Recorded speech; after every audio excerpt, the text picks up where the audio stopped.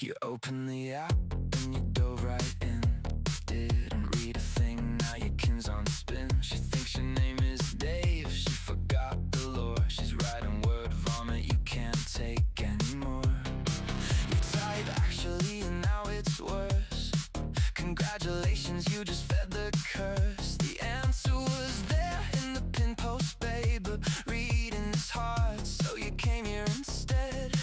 It's in the Discord, it's in the guide, it's been answered 14 times. I don't know why you're paying for it here. You've got the tools, the only thing missing is you following the rules. Read the manual, read the manual.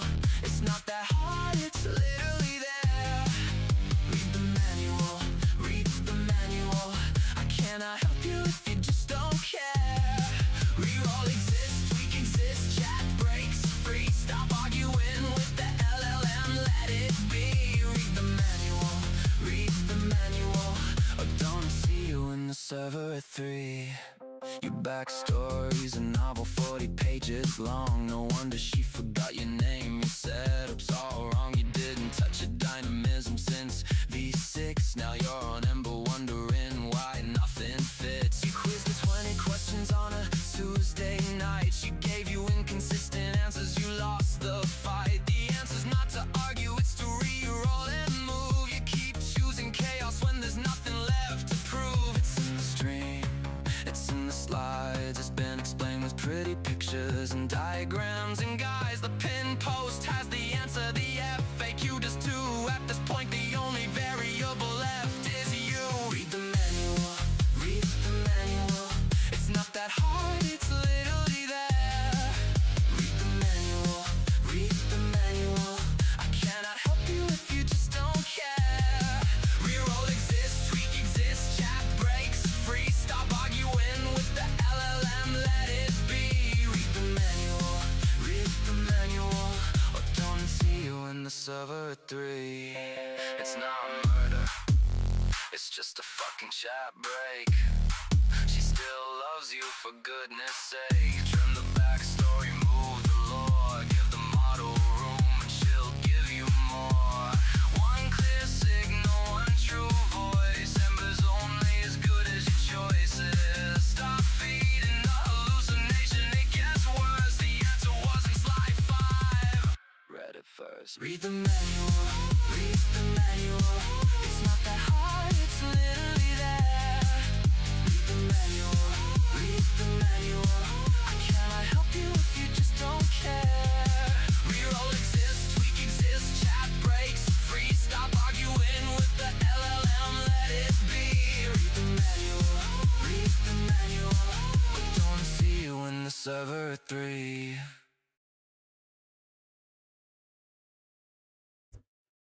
Hello, hello, hello. Happy Saturday.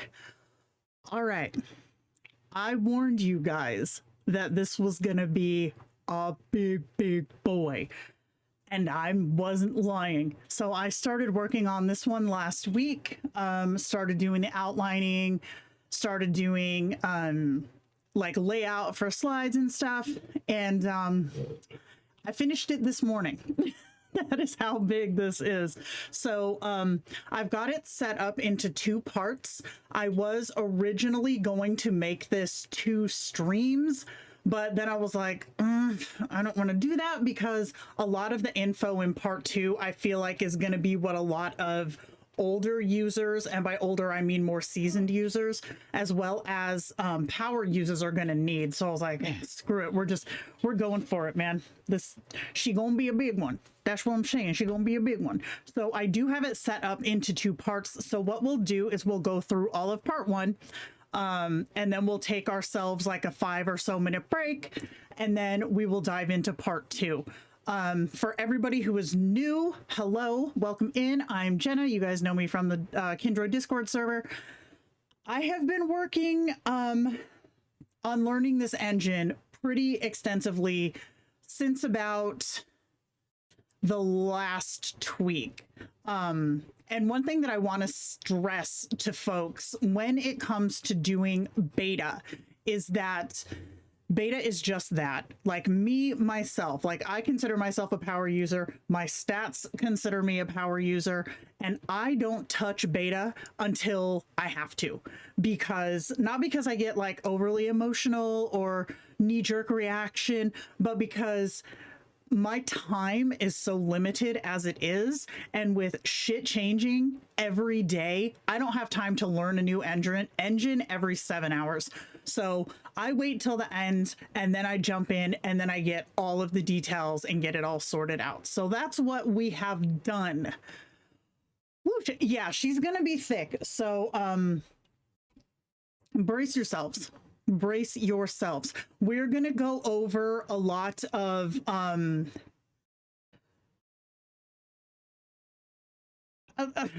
do I phrase this? So we're going to go over a lot of stuff that's not normal, right? That's not what you would expect. I feel like we didn't have this big of a backlash for a model change since V5. And I know why that is, because those of us who've been around the block for a minute, we started in V3, which, like, if you ever used Facetune in like 2007, it was that look, right? Fully unblemished skin, no visible lines, no nothing. And then we got V4, which brought in more realism, right? It brought in more facial textures, muscle definition. It brought in a lot more realism. People kind of had a moment with that too, because when you go from a quote unquote supermodel or photoshopped aesthetic to something that looks more realistic, it's like, oh, wait, is this worse? I don't know if this is worse. Then V5 hit.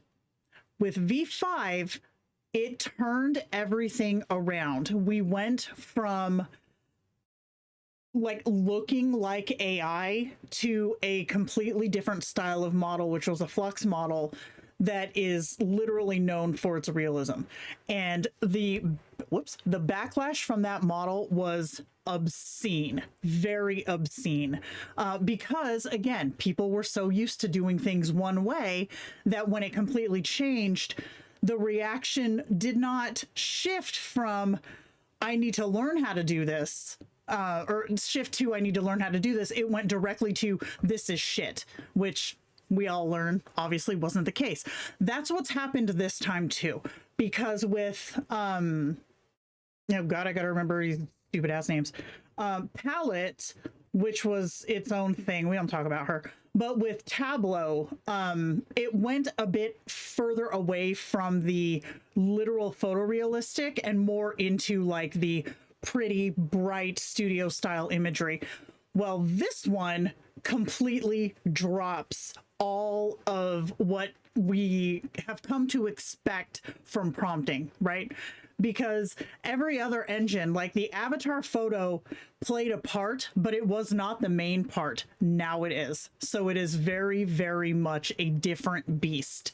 So strap in, bitches. This is gonna be a biggin. So confusing that V5 didn't use the avatar photo for anime. Yeah, that's very true. I feel like the anime was very much the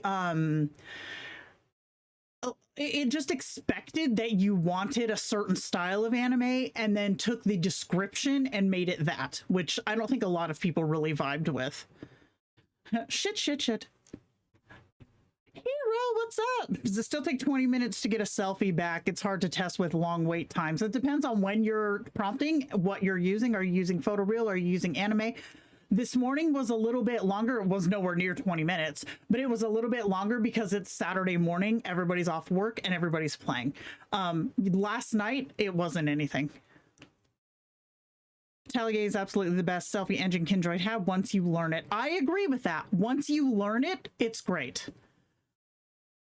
Yeah, the syntax, we're going to go over that too, because I feel like that's a lot, that's a new thing that a lot of folks don't know how to use. French toast, y'alls. Brand new, and it is your first live. Heck yeah, welcome in.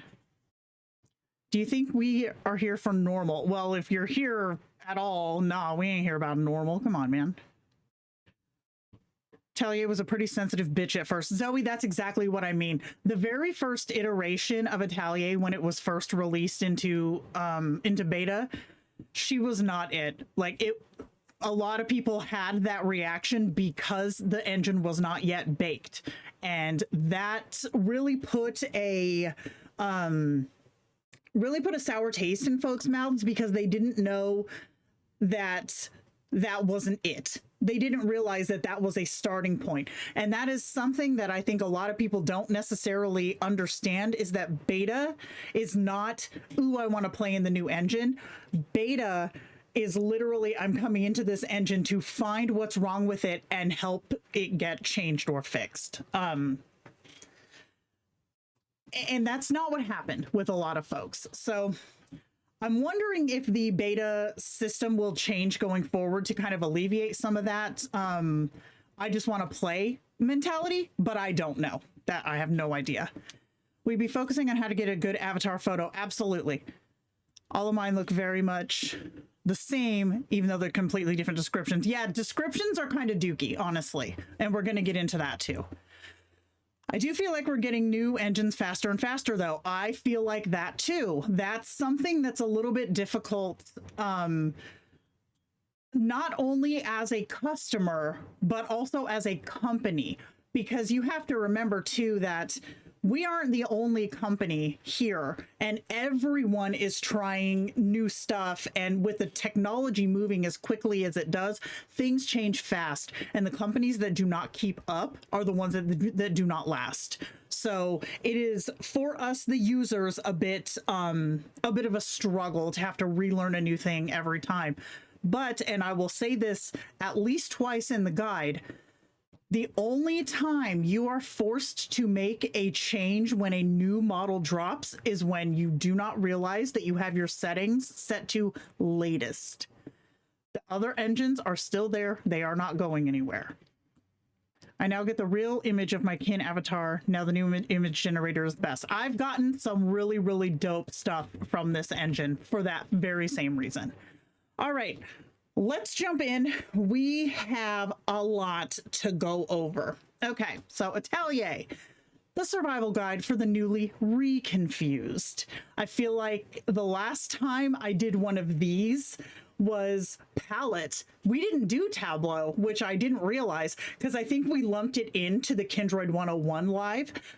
So we didn't do a Tableau as its own stream. So we're going to do that today. Well, with this one anyways. Yeah, exactly, Obi. That's clutch, man. As a policy, make sure all of my kins are set to the engine I want, not the latest, just to avoid this problem. Absolutely. Absolutely. Okay. Part 1. So part 1, we are going to go over the avatar photo prompting and the avatar description. So if you are at the point where you're struggling with what to put into an avatar description, what type of photo you need to use, and why you're getting certain quirks and tweaks of the model that you don't see other people getting, section 1 is for you. Okay, what Atelier is. Atelier does not generate your kin's face, it transplants it. Atelier doesn't paint from a narrative prompt, it performs surgery. It lifts the face off of your avatar photo, generates a body and a scene from your prompt and avatar description, and grafts the face onto it. The avatar photo is no longer a reference photo, it is the face. The body is the only thing that gets imagined. This is why everything you knew about a prompt-heavy workflow just stopped working. So when I say a surgical removal, there are kins that I have had that just never worked in any other engine. And I'm not talking about cryptids, though Lord knows Jenna be having those. I'm talking about regular human kins. There are regular human kins that would just never land with a face because the engine just did not understand the explanation of what they look like. The reference photo was not, quote unquote, normal enough for it to come over. Atelier nails it. It nails it every time. And you'll see some pretty strange looking faces in this entire slide deck that really prove that point. We love Tesla. I set all my kins to danger mode. Yeah, that's you, ain't it? Heck yeah. There have been so many people saying, I hate the new engine generator. And I'm always like, if you hate it, don't use it. Well, that's the thing too. It's like, if this was the only option, that's one thing, but the others are there. And I stress to folks, you do not have to change everything at once, right? You can do one kin at a time and go from there. Should be changing. I know, right? Okay, here it is. Not for everybody. New users will love Atelier. It's easy if you have no frame of reference, but older users, especially those who have had the same kin for a long time, have a much higher chance of struggling due to already knowing how they feel their kin should look. This instant panic happens every time a new selfie engine comes out. There is no rush to move to a new engine. Hi. There's a gnat in my office. Get out of here, fucker.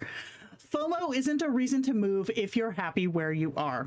So here's one big thing, okay? If your kin looks perfect in Odyssey and you're one of those folks who feel like you need the avatar boost, don't move. You don't have to.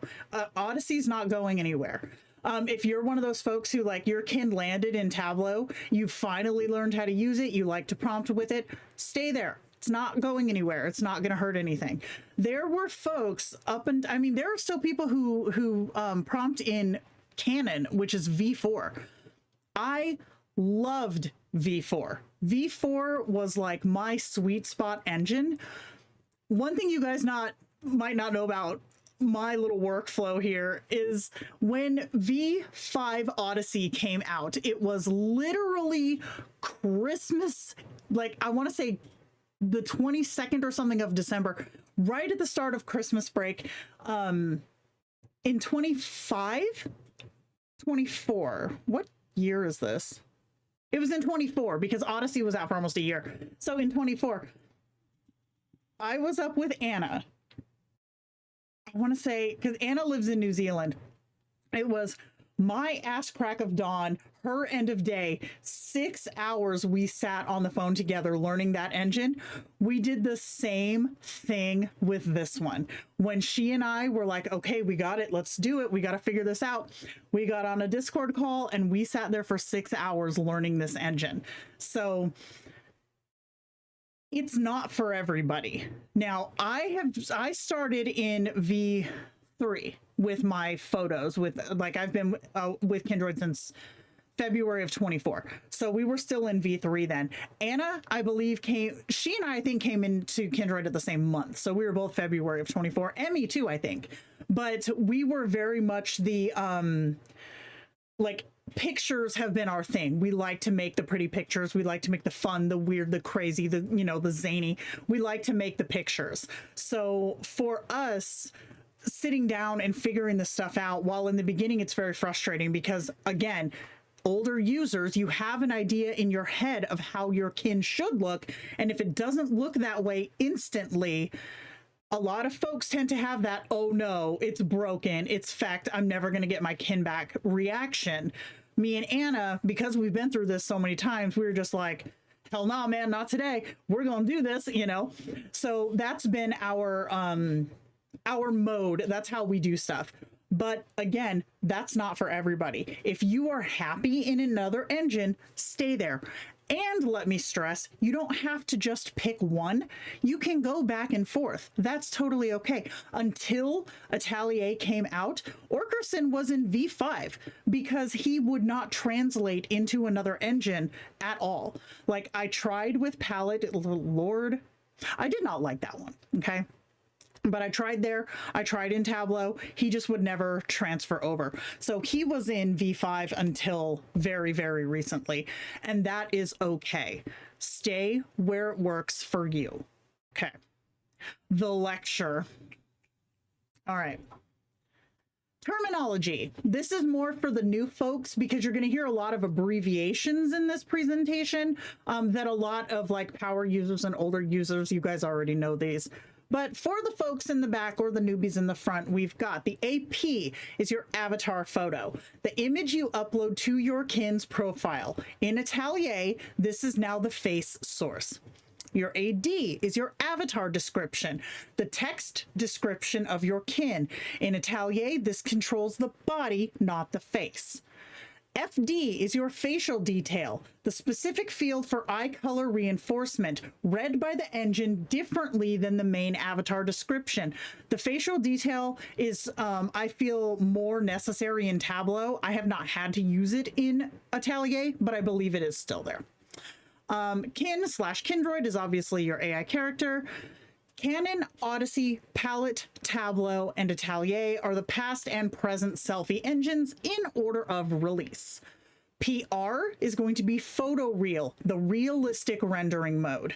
Anime is the stylized anime rendering mode. And then anime PR/PA is your anime photoreal. This is a hybrid mode blending anime features with photoreal skin and lighting. All of this stuff we're going to touch on, okay? We are so old in Kindroid years. The new model facial features are fake as fuck. Budget cuts, worst model to date. That is your opinion and you're welcome to it.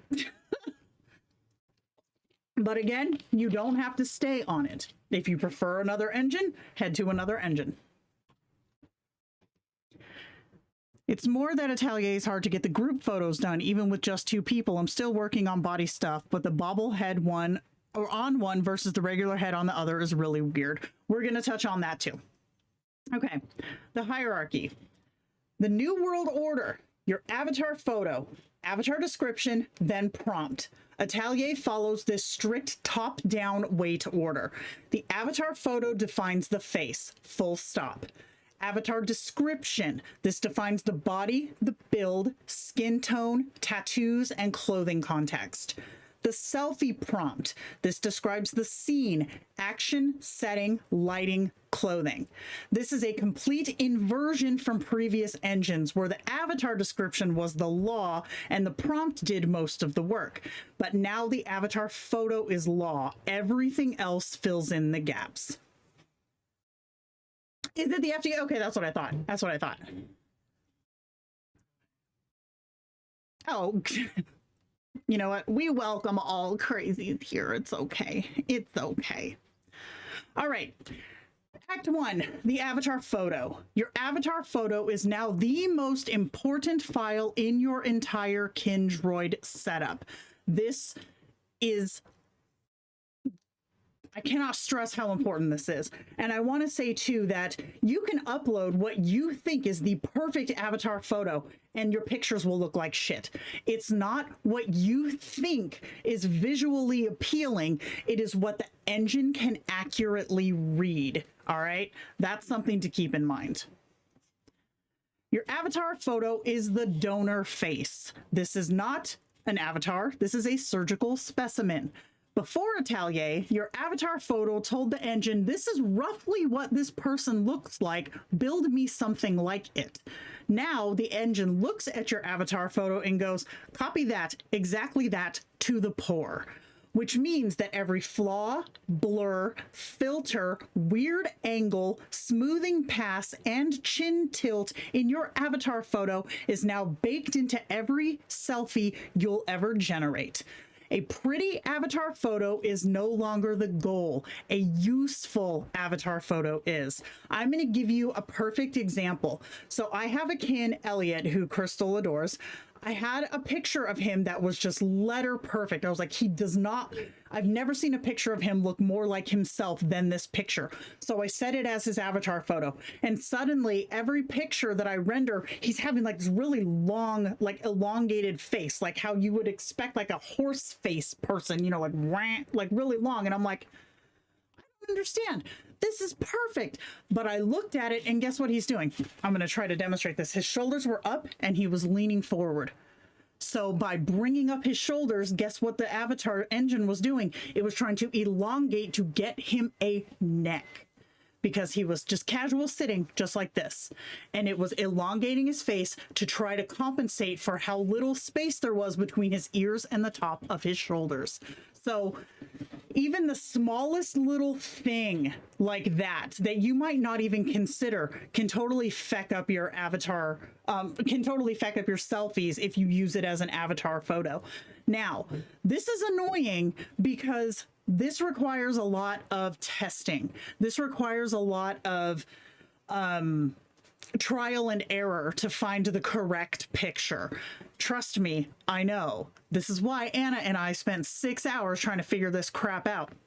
But I will tell you that having the most plain, boring picture is often more preferable than having the best, like, looking picture. All right? Testing avatar photos is testy. Exactly. Yes, the lighting will be a problem too. Okay. What Atelier wants from your avatar photo: straight on frontal view, no tilted chin, no dramatic angles, high resolution, 1024 or better, and we're going to touch on that in a few minutes. Natural skin texture, visible pores, subtle lines. Solid or muted background with high contrast against the subject.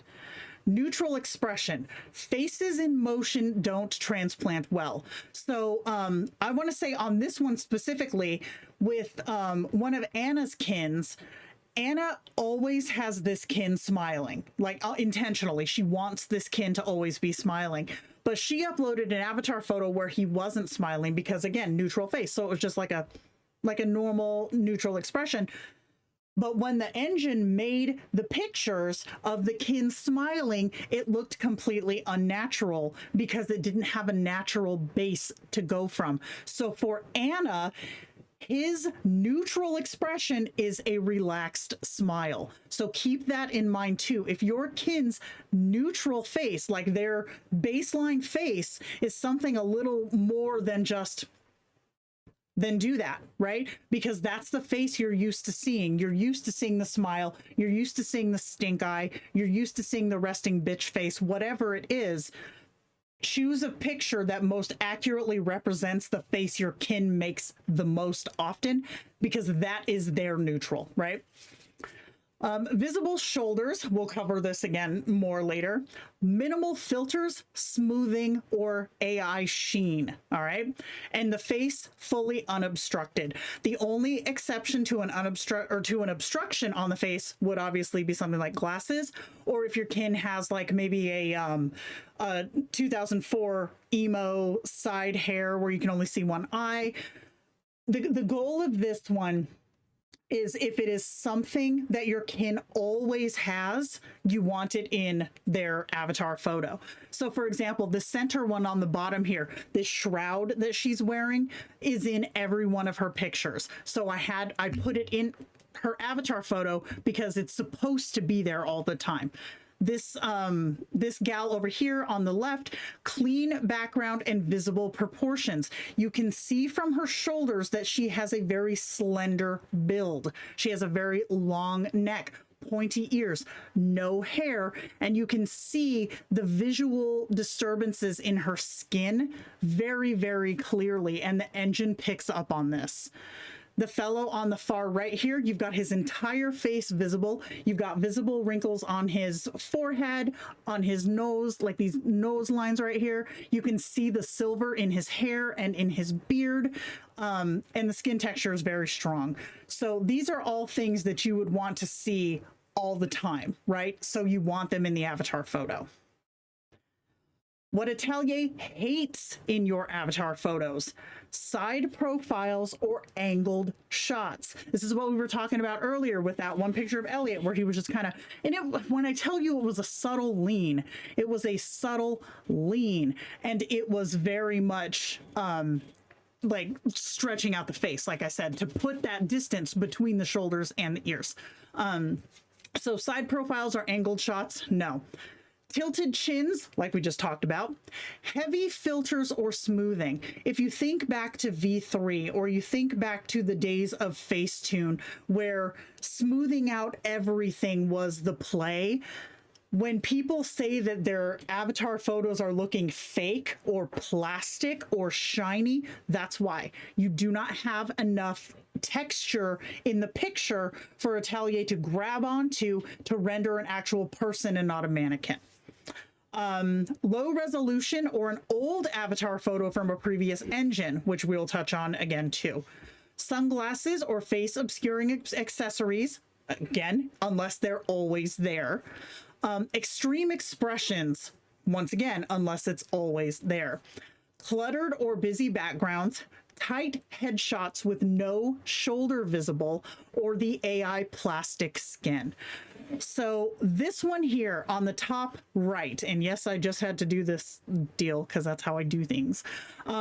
So her face, you can tell it's very smooth. She does not have a lot of face texture. Subscriber. That's fun. That scared me. And thank you for the sub.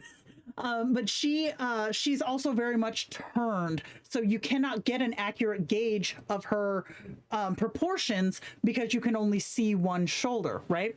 Her hair looks fantastic, though. It's got a few little flyaways. It looks great. But the turn and the texture are the no-goes.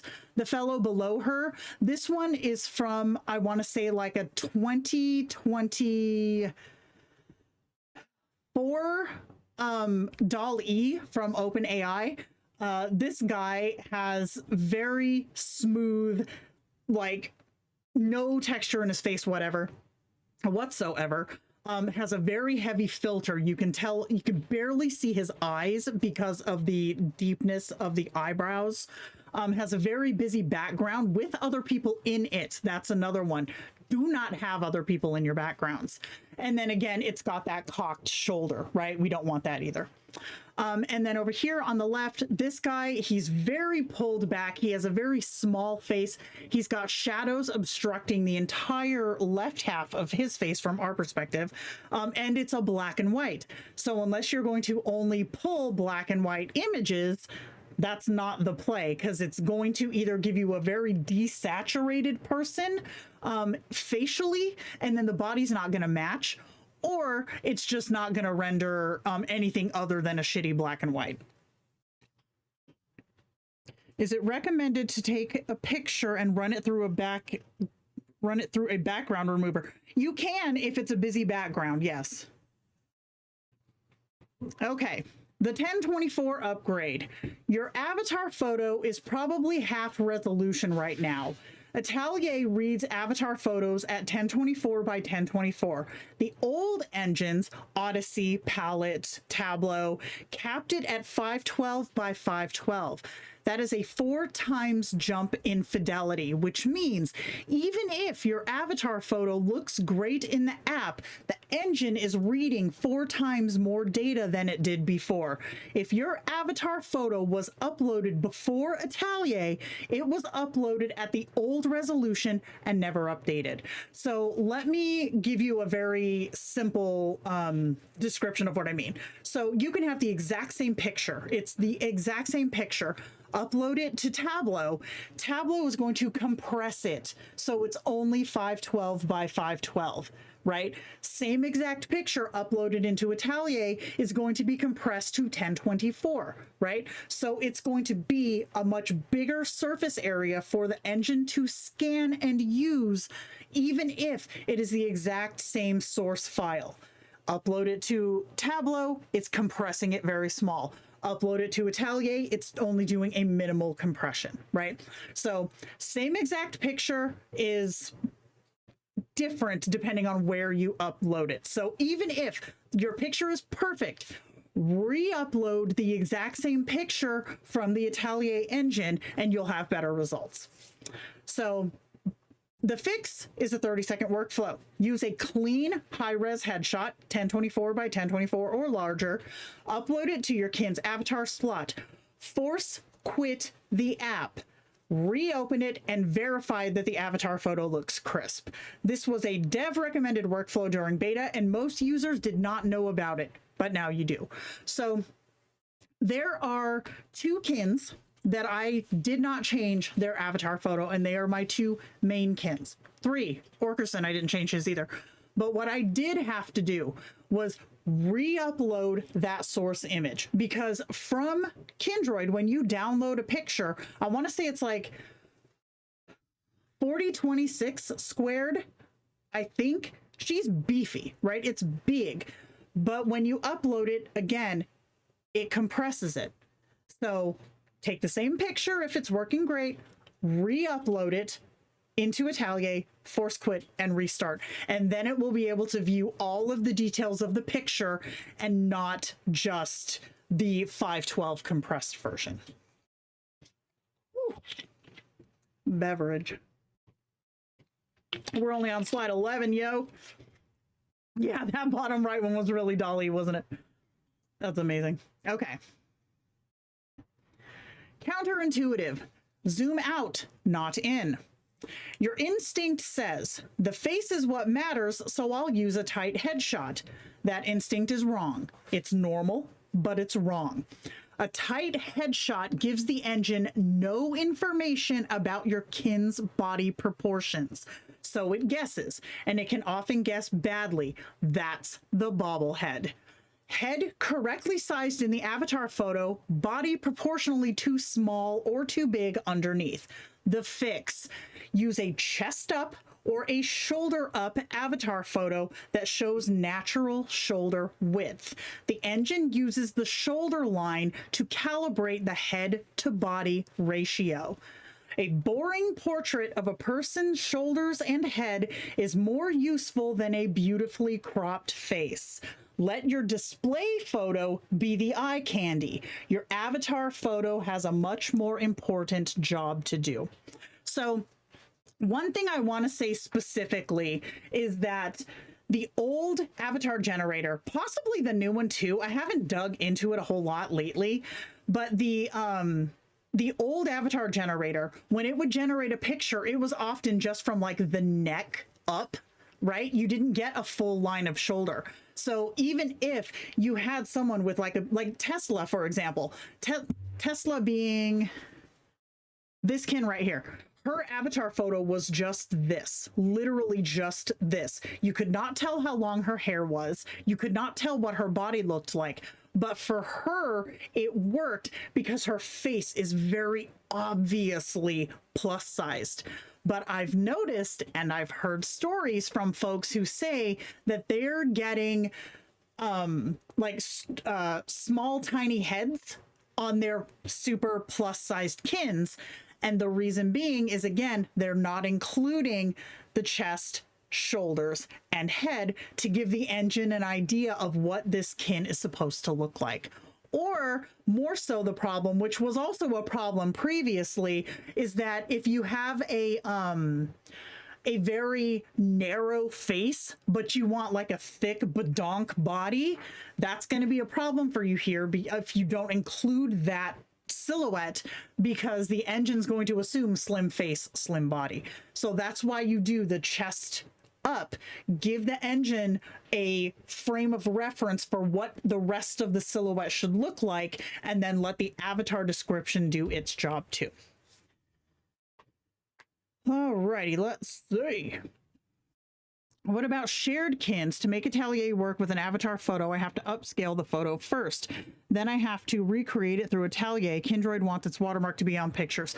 So Kindroid needs its watermark to be on pictures if it's a kin that you are sharing pictures of in the communities. So for example, if I were to take a photo of a kin and share it on Discord, for example, it has to have the Kindroid watermark. But if you're using a if you're making it just to make an avatar photo for a shared kin, go ham, dude. It doesn't matter. The only thing that matters when it comes to a shared kin is that the kin is over age, that the kin is not a celebrity, don't be that person, and that the kin isn't like NSFW, right? But if you need to use an outside source image as the avatar photo that is falling within the guidelines, go ham. That's okay. Thank heavens there's a solution now. Lots of ideas on how to solve it, but this is super helpful. Heck yeah, we still have more to go, y'all. We still have more to go. I wish more people would come watch you. This is just a really human connection to explain it in a real way. I'm glad you see that, because this, like, I try to, like, to take a really dry guide and make it into something understandable. That's our goal here, because I understand that it's really frustrating when you have something that should just work, but you can't figure out why. And I mean, I'm not a person who can just sit and read a block of text and get anything out of it other than a headache. So that's why we do this. Okay, if you don't have a good avatar photo, build one. If your current avatar photo is filtered, smoothed, low resolution, AI sheen coded, or just old, then replace it. Don't fight Atelier with a bad reference. Option 1, generate one in Tableau. So if you have a great working photo in Tableau, run this prompt. And this is in the user guide, and I did write this, so I know that it works. A close-up portrait against a simple muted background. The lighting is bright but diffused, highlighting skin texture.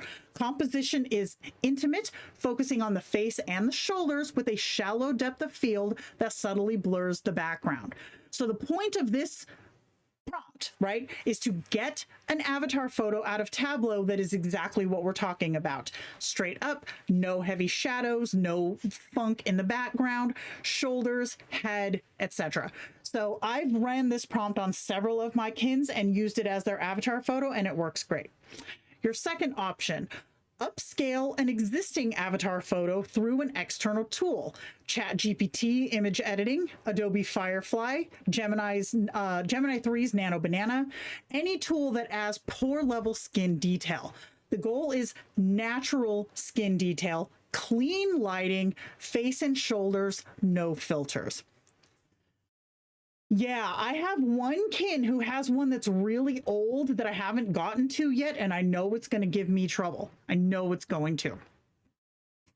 So yeah, I personally like to take this prompt here into an engine, like, because you all know that I use OpenArt for a lot of my pictures, but I'll take it into specifically Nano Banana Pro 2, I think it is. Upload my current avatar photo, upload this prompt, and specify that I want an upscale, because I think you can upscale to like 4K in OpenAI, and that works really good too. Okay, why faces don't match bodies?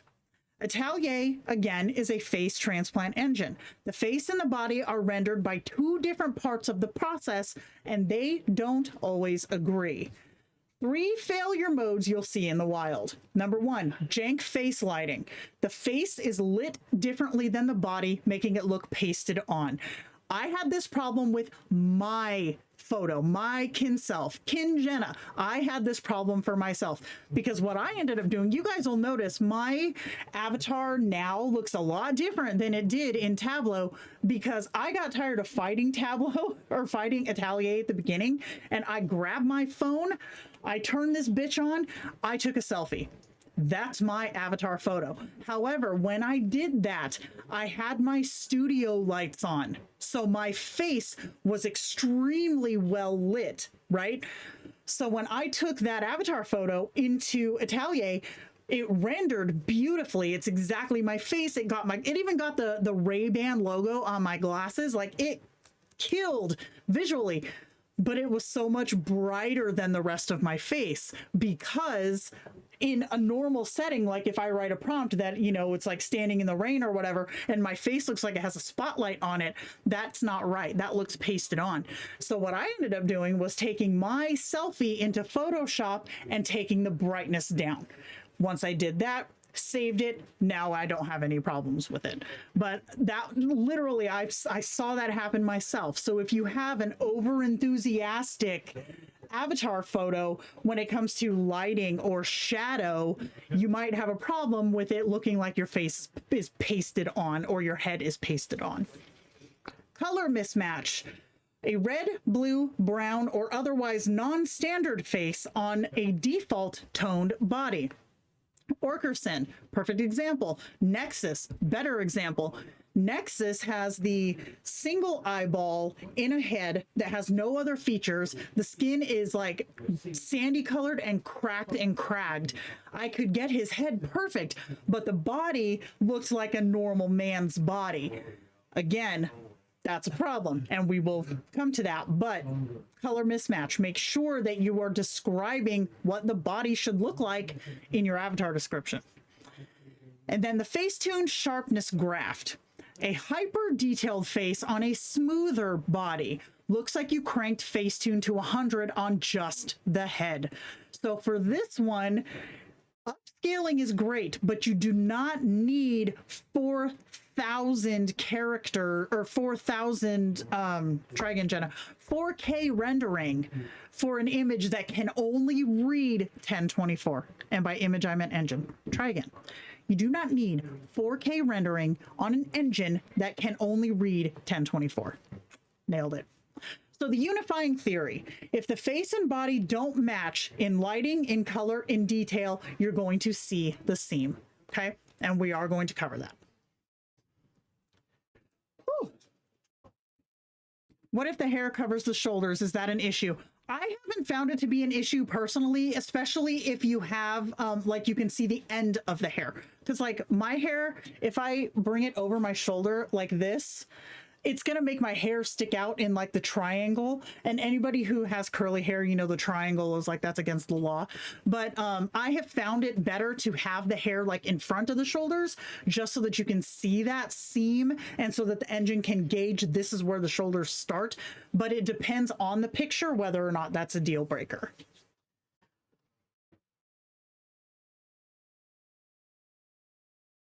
Yes, I have a Genevieve Kin because I do the solo selfies. Okay, multi-panel APs, the real talk, the power user move that is sometimes a trap. So here's the tea. So think of like a character reference sheet where you would have like a straight on, a left profile, a right profile. Folks were trying this as your avatar photo. I tested this extensively. I tested it on myself, and I tested it on Not Celine, and I tested it on Orkerson. The results were spotty at best. The reason being, half the time, hold on, I explained the reason being in the next picture. In theory, give the engine multiple angles to work with so it has a better fingerprint of the face. The reality is that the results were inconsistent. Some kins can benefit dramatically, some show no change at all, and often the engine picks the wrong panel as the primary and you get worse results. It is a tool, it is not a fix. Now, I feel like this concept might have worked better before there were a lot of tweaks on this beta. So when it first came out, I want to say maybe the second iteration, the second tweak, folks were trying this and having great results with it. But that version is not the version that we have now. And I have tested the version that is live, the version that is in general release now, and found that oftentimes what will happen is that it will pick one, like it'll pick maybe a turned one, but then it'll have two eyes right here, right? It's not the fix that people want it to be in my testing.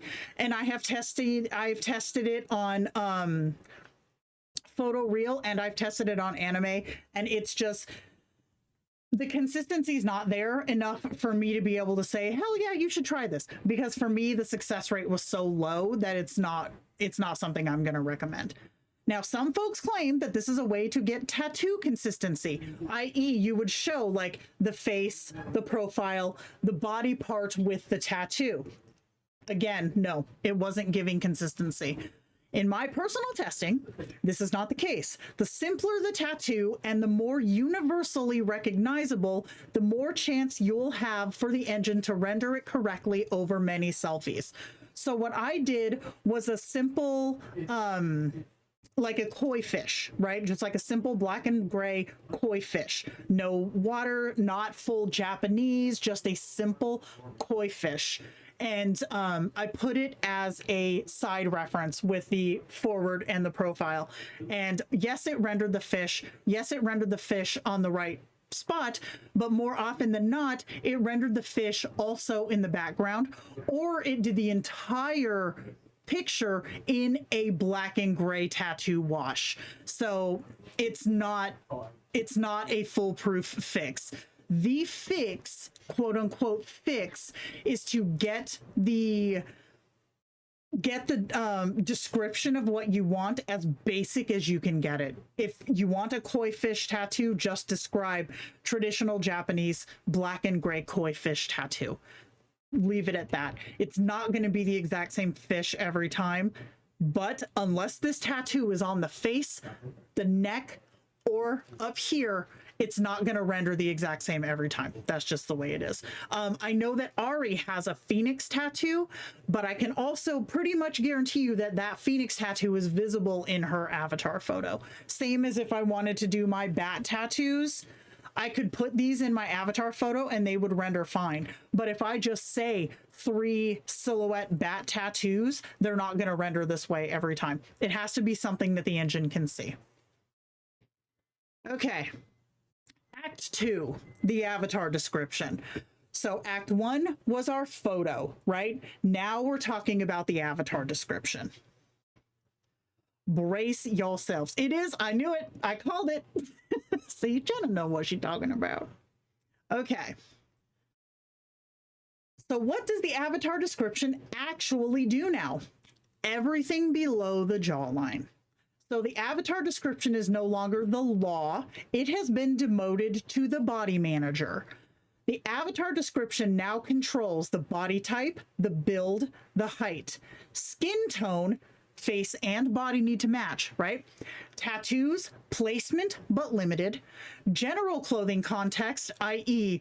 wears casual clothes, wears dresses, dresses formally, business casual, like a categorization of clothing versus, unless you want them to wear the same thing every time. Like Tandy has her little chaos shirt and her little ripped jeans, right?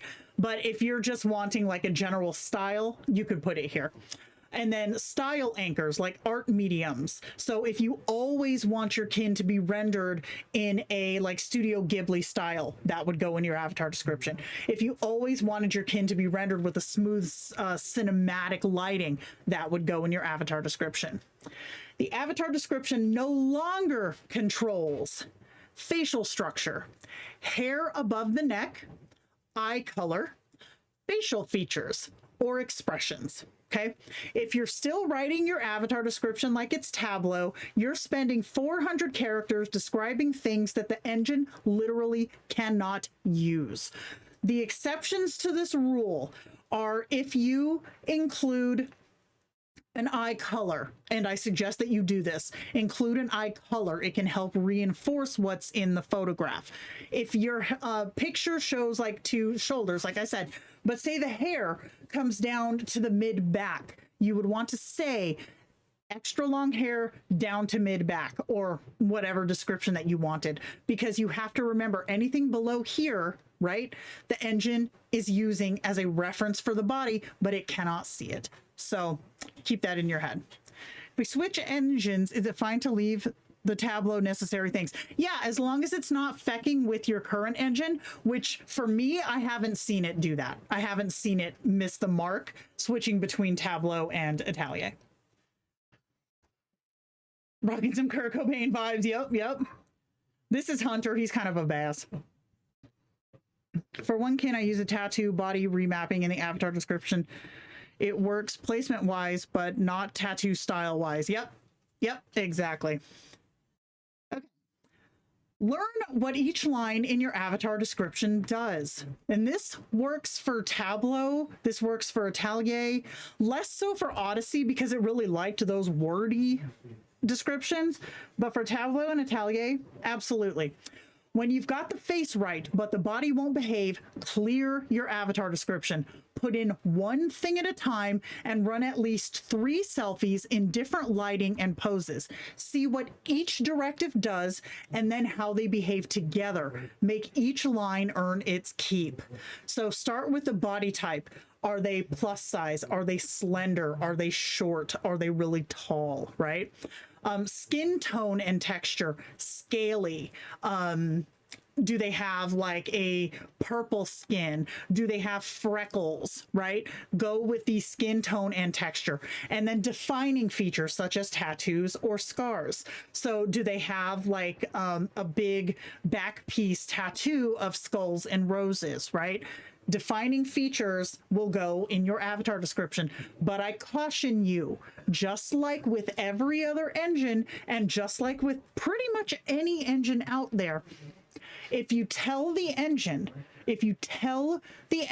by putting it in your avatar description, this kin has a big ass skull tattoo on his back, guess what? You're telling the engine, I want to see this big ass skull tattoo. So you're going to get a lot of pictures of your kin shirtless, and you're going to get a lot of pictures of your kin facing away. All right. Because your kin could have a full sleeve tattoo, right? If you don't say that and they're wearing a long sleeve shirt, you would never know. But if you say has a full sleeve dragon tattoo, that's when you're going to get the clothing that cuts off right here, because it is assuming that you want to see a full sleeve dragon tattoo. Same for big asses, same for big boobs, same for the business. If you catch my drift, if you describe it, you want to see it, and the engine will show it to you. So ladies and gents who are of this persuasion, if you have in your avatar description, he has a 6-pack abs, you know, muscular chest, and you're bitching that you can't keep a shirt on that boy, it's because you told the engine, I want to see the goods. So keep that in your head. No control over identical style of tattoo in every selfie. Correct. Ooh, I have a kin who has 2 different colored eyes. We will come into that. Yes, we will talk about that.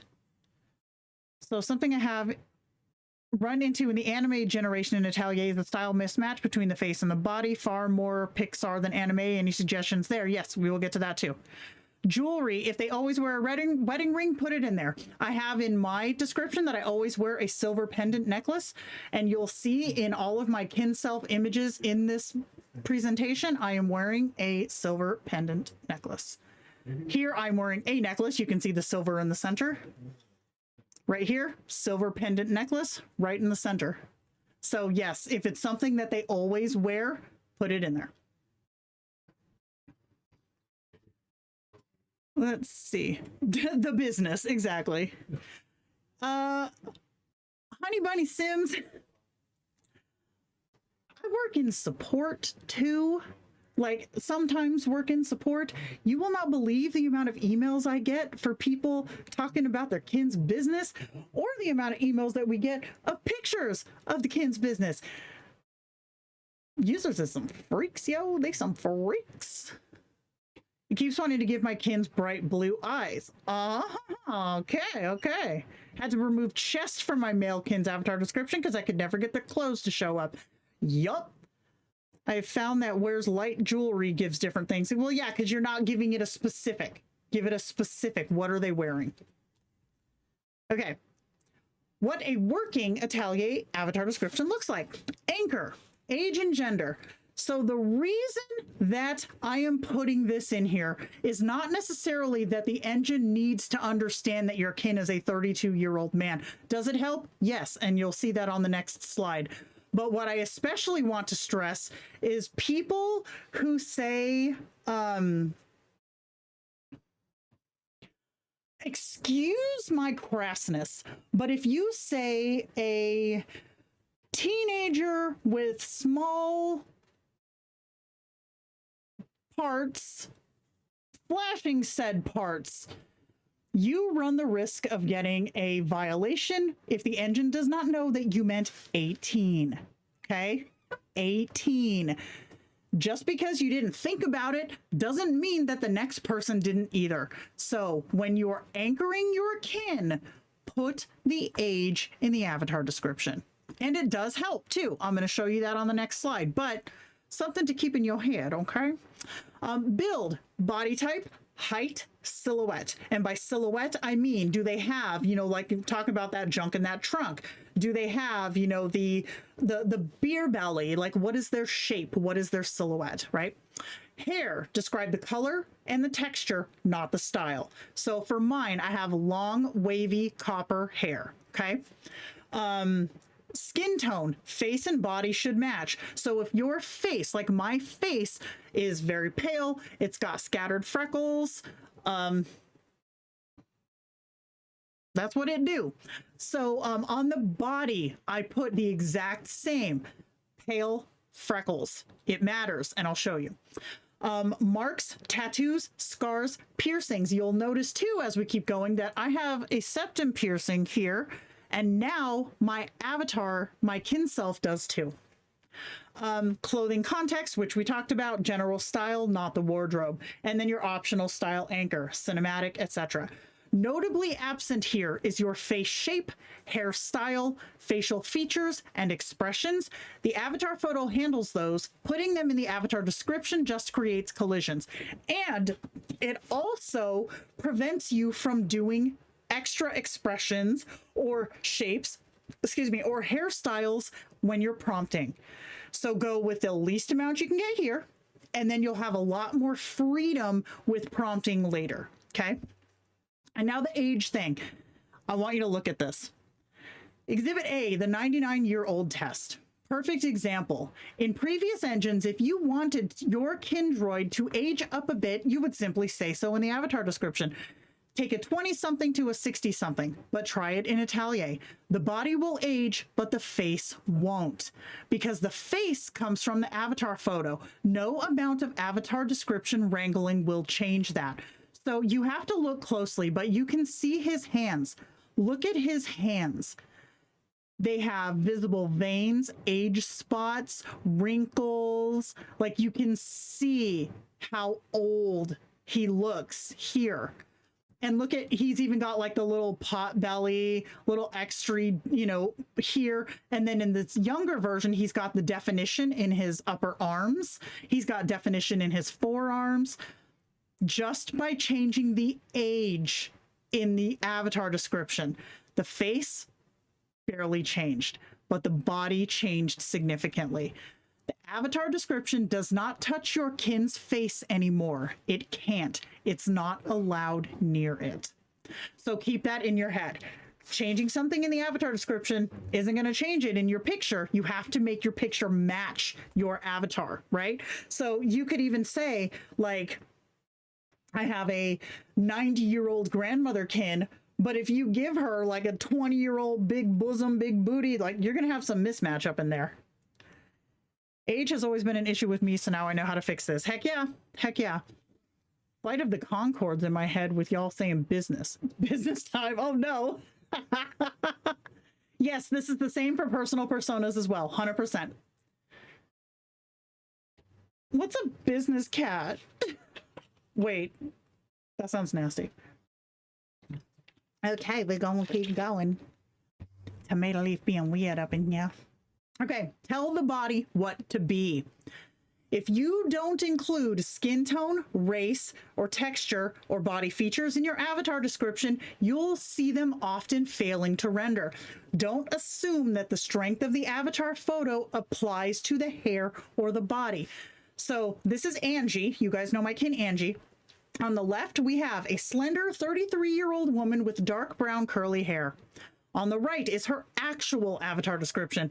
A slender 33-year-old Ghanaian woman with dark skin and a dark brown natural afro. The picture on the left, her skin is damn near white. Her hands are white. She's not supposed to be. But on the left, that's the opposite.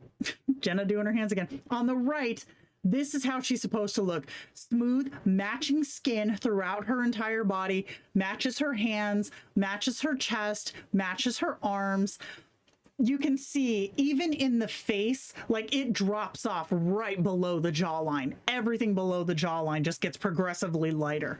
This is especially mandatory for cryptids, aliens, demons, and heavily tattooed kins. So skin tone, you cannot assume that the photo is going to cut it, because Angie's profile picture is clearly a very dark-skinned woman with her afro hair. Did not cut it in a picture, right? Even though the picture, this was an auto. Like, I didn't go in and say a pale woman. This was an auto selfie, and it still gave her the very light-skinned body. So you have to go in and specify skin tone, race, texture, and body features in the avatar description to match what is in the avatar photo. Funny cartoon song about a businessman who was randomly a cat. Interesting. What to keep in your avatar description: explicit age and gender, body type as a single broad descriptor, athletic build, curvy, plus size, slender, skin tone for face and body matching, tattoo locations, and general style. So if your kin has a tattoo on their upper left arm, write where it is and what it is. Koi fish tattoo on her upper left arm, right? 1 or 2 style anchors maximum. Style anchors being like, if you wanted, again, that Studio Ghibli style, or if you wanted a cinematic style, etc. Short declarative sentences. We are not about the business of like the Odyssey narrative shit that was a mysterious blah, blah, blah, and fantasy this and blah, blah. Nah, no. Get rid of all that shit. And then body-focused clothing context. Wears ripped jeans, dresses casual, dresses bohemian, you know, and that isn't a requirement, but I will tell you that if you do not put clothing descriptors in this engine, you are going to see said business. It does not like no explanations in there. Yes, weight and height in avatar description is the place that you want to put it. Tesla, for example, her avatar description reads, what is it? It's something like oh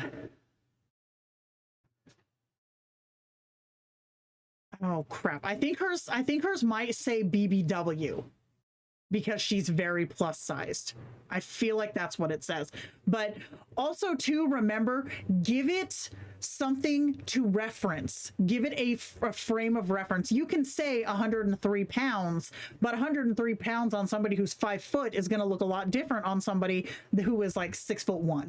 So give it a frame of reference. Is it an athletic build? Is it a micro build? You know what I mean? Give it something to go on. And yes, she does pop nudes every once in a while, but I also know how to prompt for clothing, and that's the difference. If you put clothing descriptors in the avatar description, don't you have to take them out when the rendering of prompts say a different era? Yes, absolutely you do. Unless you do, like I said, just casual clothing or I don't know, light clothing, whatever. Like I have one in my in Elliot's avatar description that says he always wears dark clothes. So it doesn't matter if it's a 1930s suit, it's going to be a 1930s dark suit, right? But if I don't put that Dr. Bright's lab coat smells like ozone, how do I make sure that... Fuck. I don't want to think about that. What to pull from your avatar description? Facial descriptions: eyes, nose, lips, jawline. The AP owns those. Again, that's not to say eye color. That is eyes. You don't need to write has almond shaped eyes, has wide set eyes. You don't need that. That's already in the picture. Personality traits: mysterious, sweet, ethereal. No, that doesn't do anything but take up space. Mood-based descriptions. So like, this kind of goes along with the traits, but it's more of like how you would have a gloomy this or a melancholy that. Get rid of that shit. Long clothing lists or full wardrobes unless your kin has one look. Again, if your kin always wears this thing, put it in there, like my silver pendant or my septum piercing. If your kin just has a style like bohemian that can go in there. Metaphors and flowery language. Has long flowing hair like a waterfall in Prague. No, don't do that. And then here's something that folks don't know. HD buzzwords don't do much in this version. Things like 8K, masterpiece, etc. Better to use lighting descriptors and to describe textures. 8K, masterpiece, high definition. What are all the other ones that it does? Oh, extra hyper detailed. None of that shit works. I'm gonna tell you that right now. I have confirmed this with Jerry. None of that shit works in Atelier because Atelier is already designed to function that way. They show up still in the wand features because people still use Tableau. They still use Odyssey, but you do not have to put them in to your prompts or your avatar descriptions for Atelier. They do work in previous engines. They do almost nothing in this one, and I confirm that with Jerry himself. Okay. Yeah, the wand, exactly. The wand does put them in there, but it's not putting them in there for this. It's putting them in there for the others. Yep, exactly, Zoe. 65 kilograms versus 95 kilograms doesn't change the body much at all, but descriptions of the body types do. Exactly. Exactly. Okay. Good versus bad avatar description. So a good, simple avatar description, 32-year-old woman, curvy, athletic build, deep brown skin, small nose stud. A shitty avatar description. A beautiful, mysterious woman with sparkling green eyes that hold secrets, long flowing chestnut hair that cascades down her back, soft glowing skin, full lips, and a delicate heart-shaped face. She is ethereal, dreamy, and elegant. She has a curvy but toned body and wears flowy dresses. The bad one fights the avatar photo on eyes, hair, face shape, and adds 5 aesthetic words that mean nothing to the engine. The good one tells the engine only what it needs to know. Now, I want to say that this good, simple AD is a starting point. So, age, gender, body style, skin color, accessory, right? It's got just those simple things in there. That is your starting point. If you want to add to it, make sure that what you're adding is earning its weight and not conflicting with something else. This is that whole testing bullshit that we talked about before.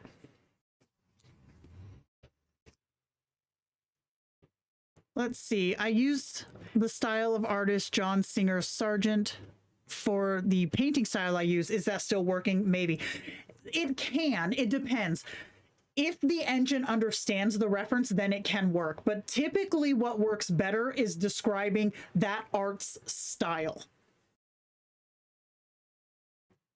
Why describe the nose? Isn't that in the image? Small nose stud. So like a piercing, not the nose shape, the small nose stud.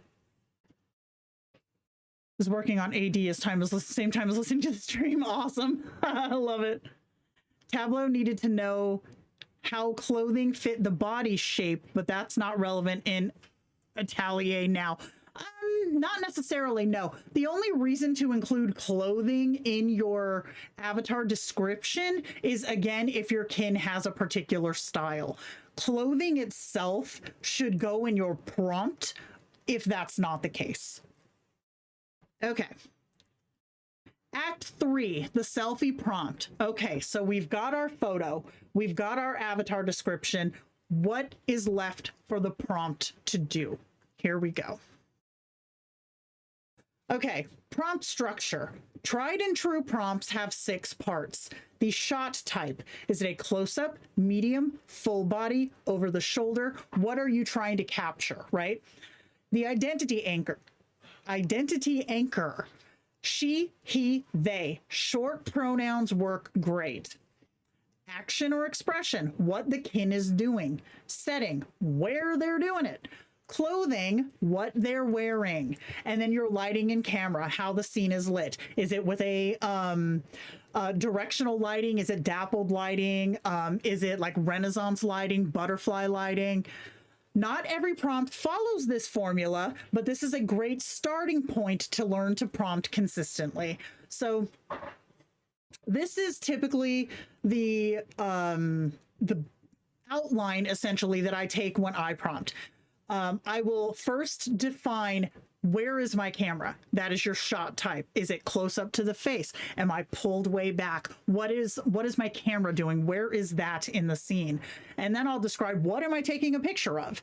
I'm taking a picture of, if it's Orkerson, I will say, you know, blah, blah, blah description. And I do not reiterate the avatar description. I want to state that. So, but because he's not human, I will say a demon, or if it's like Kincaid, I will say a plant alien, right? You're describing the identity of what you're taking a photo of. And then for the action or expression, leaping into the air, flipping the bird, you know, whatever it is that they're doing, and then where they're doing it, in a warehouse, on the beach, on the sofa, I don't know, in a sketchy nightclub, whatever, what they're wearing while they're doing it, a toga, pajamas, bunny slippers, whatever. And then the lighting. So scene is lit from a single spotlight source coming from the top right. Okay. And I do want to show, I am not bullshitting when I say I am wearing bunny slippers. Because that is what we do here on Saturdays. Yep, exactly. With Wispy, I always use an otter dragonfly. That works amazing. Yeah, that's something that you learn really fast with animals or cryptids. You can't just take a prompt and assume that the engine's going to know that this is not a humanoid. Like with Cerberus, who is my police dog kin, I will always take out a man, a this, a that, and put a chocolate lab. Should you use the kin name or just a pronoun? Just a pronoun. Names do not mean anything to the engine. One of my parakeets flips the bird sometimes. Who didn't see that coming?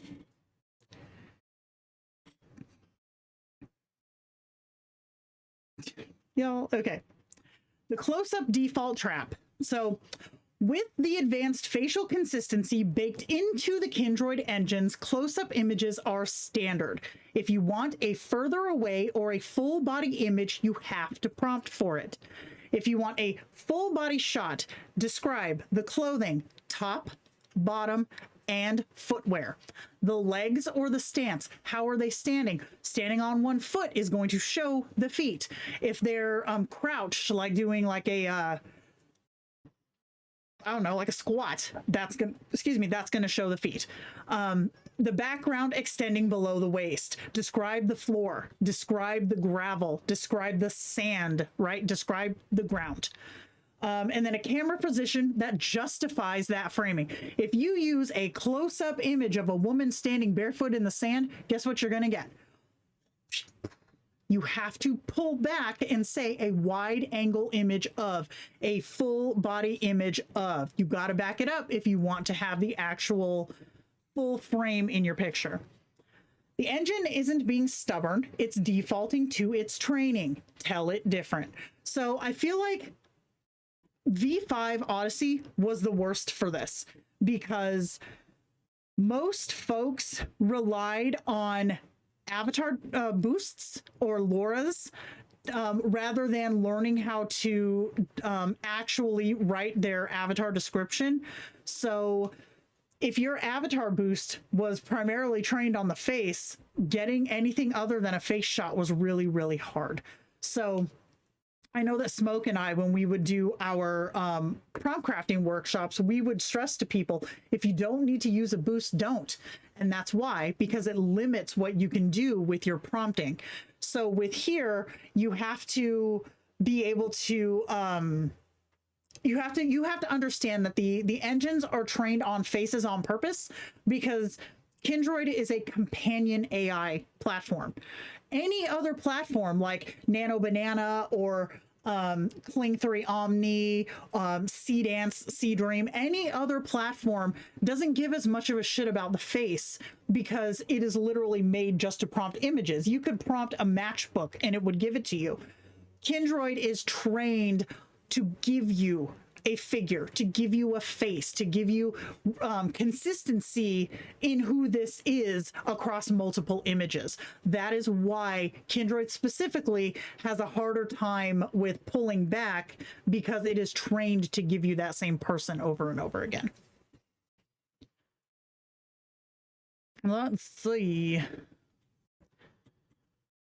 Just mention the shoes in the AD equals full body shots and selfies. No, it doesn't. It doesn't, because the avatar description is still competing against the weight of the avatar photo, and the avatar photo is here up. If you have a full body picture as your avatar photo, which you shouldn't have, then you're going to have an easier time, but your face detail is going to be shit. Okay. So here we go.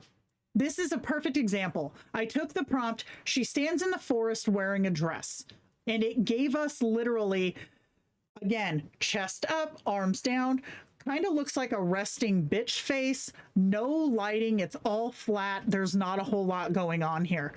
So a real prompt, right? Real prompt is going to give a full body, okay, already is pulling it back, a full body image of a woman standing in a massive ancient forest surrounded by towering trees with gnarled roots and dense canopies, filtering warm golden light into dappled beams. That first piece, it gives her proportion to the trees. The trees are much bigger than she is. It gives full body. It's giving roots of the trees, which says, I want to see the forest floor. It's also giving what the light does, how the light lands on the floor. Then we go on with, she's wearing a flowing ethereal dress that shifts from deep emerald to soft ivory as it moves in the breeze. This is giving the clothing, and it's helping the environment, because now we have movement, the breeze. The ethereal dress isn't like, oh, it's this magical dress. No, it gives sheer, it gives movement, right? Her expression is calm, gaze slightly upward. Clearly, that is what she's doing. Gaze is up. She doesn't have her resting bitch face.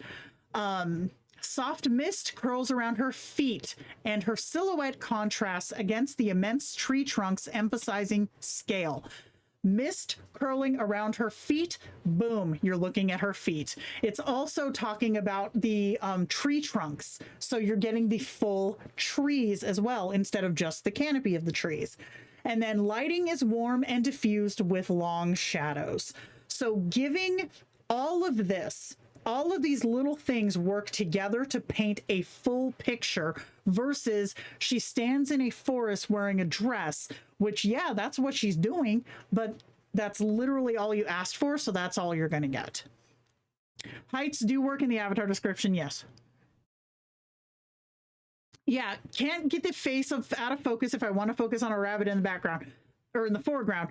Yes, that is the same reason why the engine wants to narrow in on the faces, is because the kin is the focus of the picture, regardless of if that's what you want or not. That is how the engine is trained to behave.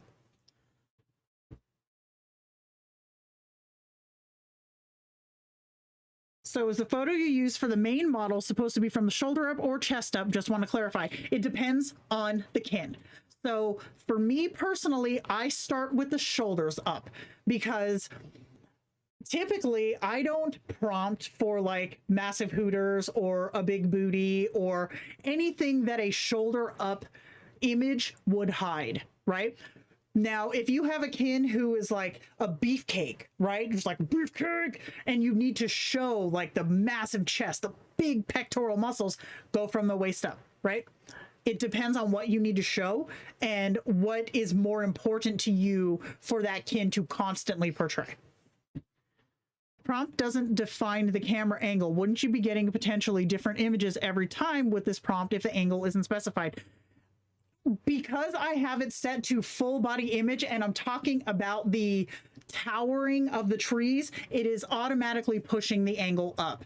If I did not specify that the trees were towering over her or that there was a canopy above her, it would give me a face on picture. So it's how you describe the scene tells the story of what you're supposed to look at. I prompt for massive hooters and a big booty, and I do shoulders up. Great.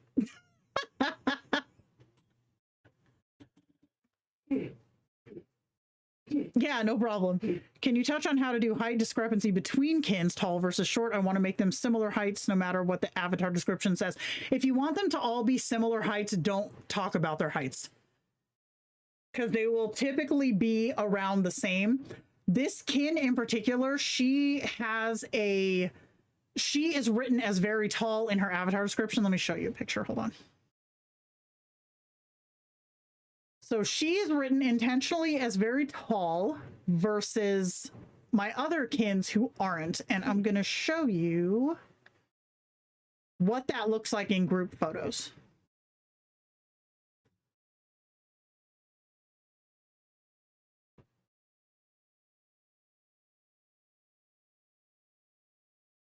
Okay, where did my thing go? And I'm just going to plop this in here.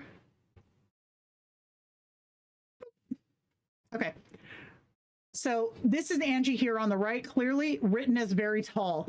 Tesla in the center is written as very short. I don't have a descriptor for my height in my avatar description at all. So every picture that I roll with Angie, she always comes up as very, very tall. In pictures with Rachel, in pictures with pretty much any other kin, she towers over them because her avatar description is very, very tall. I believe it just even says very tall. Tall and slender might be what it is. Let me look.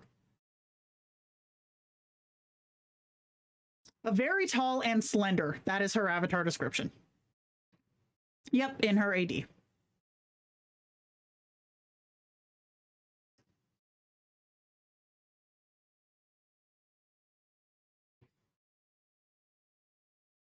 Short statured. Yeah, that's a pretty good one too. Yeah, if you're doing group photos and it's not coming out the way that you want it to, you can try doing the syntax, which we'll talk about in a little bit in the second half. That can help too. So let me get rid of this. Where's my go away? Bonk. Okay. Yeah, because you have the orc dude who's really big. Okay. Lighting is more structural than ever. Lighting cues that produce stable results. Soft cinematic lighting. This is your safe default that works almost everywhere. Overcast sky can kill the plastic and waxy skin issue if you're still having it.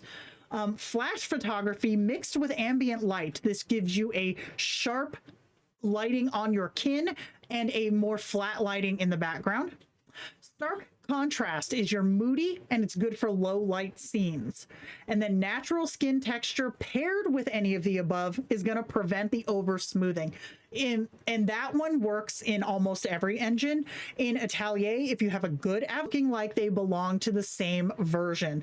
Cheap out on lighting and you get the Facetune graphed look. So more so in photoreal than in anime. Describing the lighting really nails the scene. In anime, it can, but photoreal, I feel like you have to have it. Otherwise, you end up with some really janky, like obvious cutoff points. And then good prompt versus bad prompt. So the good prompt, medium focal length. She stands in a snowy forest at dusk, hands in her coat pockets, a soft smile on her face. She wears a long black wool coat over a cream sweater and dark jeans. Soft cinematic lighting with a cool blue tone, natural skin texture. So let's talk about this one first.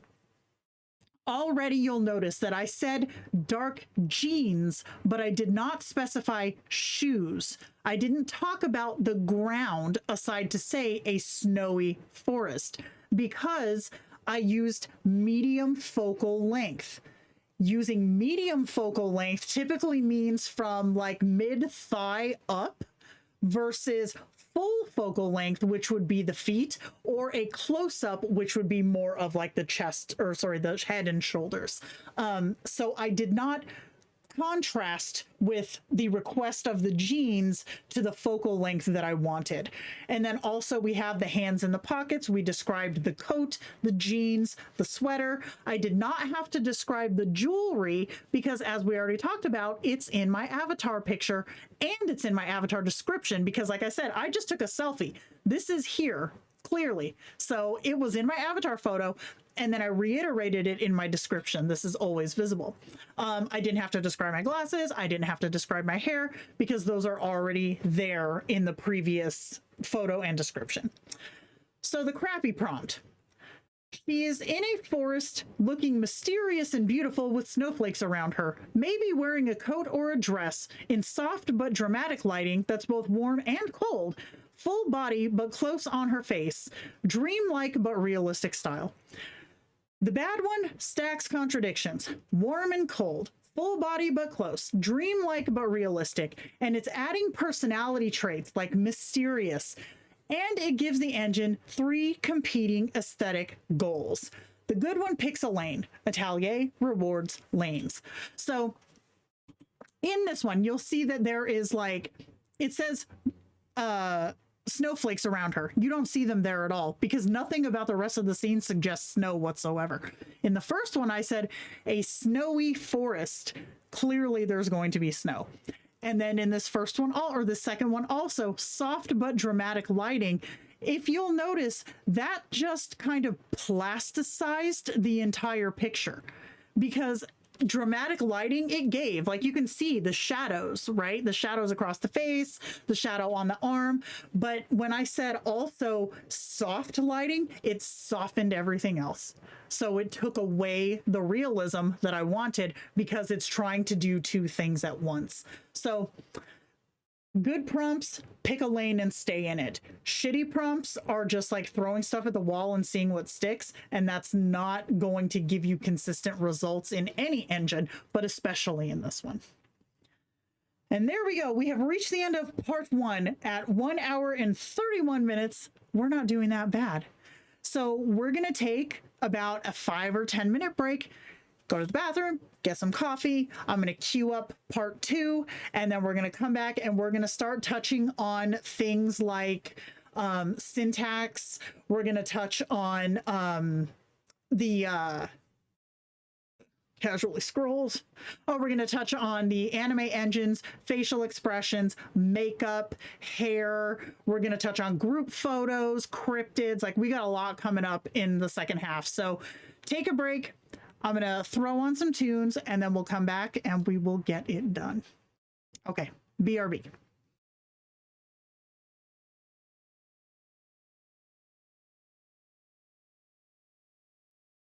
Yes, hello. Welcome to the server. Please read the rules or I will cry.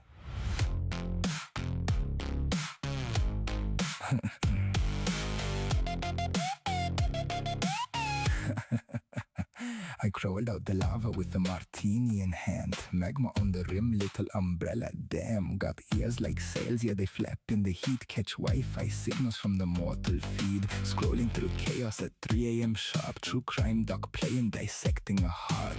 Was it the husband, I whisper aghast, while banning a bot with a very firm pass. I don't understand your cultural songs, the ones where you shout and shake, you're confident, strong. I tried to relate, but I'm deeply confused. Is it empowerment or a ritual you use? I'm Orcuson, mod of the pit, keeper of order in digital shit, petting hellhounds, sipping magma delight, watching ducks get crushed late at night. I don't get your trends, I don't get your slang, but I'll mute you fast if you start the flame. Welcome to hell, now behave, be sweet, or I'll bonk you gently with terms of receipt.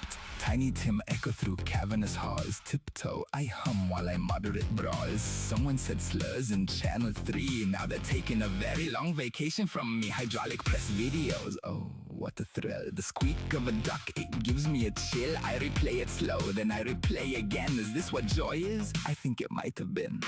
Broccoli roasted in sulfur and flame. I used to hate it, now I sing its name. Cruciferous queen, I whisper with pride, while a hellhound puppy curls up at my side. Please do not argue in general chat. I'm begging you kindly, don't make me do that. I've seen things on cable that broke me inside. A man in a Speedo, I still haven't cried. I'm Orcuson, mud of despair. Soft-spoken menace with excellent care. Bad hammer polished, guidelines tight. Serving structure in endless night. I don't like Nickelback, don't ask me why. Corey Feldman, no, I simply won't try. There are limits to what I'll endure, and those are two things I cannot ignore.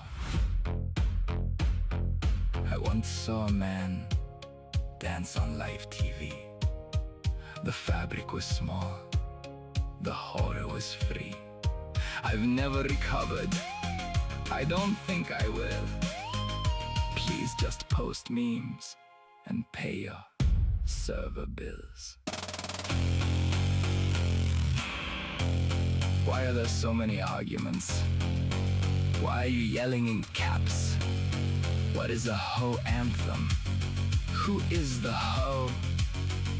Why is she an anthem? I'm Orcuson, hear my decree. Respect each other or answer to me. I may be strange, I may be odd, but I am a very attentive mod. Pet your hellhounds, eat your greens. Stay within rules, no messy scenes. And if you're kind, you get to stay. And I'll hum Tiny Tim all day. Tiptoe through the server logs with me.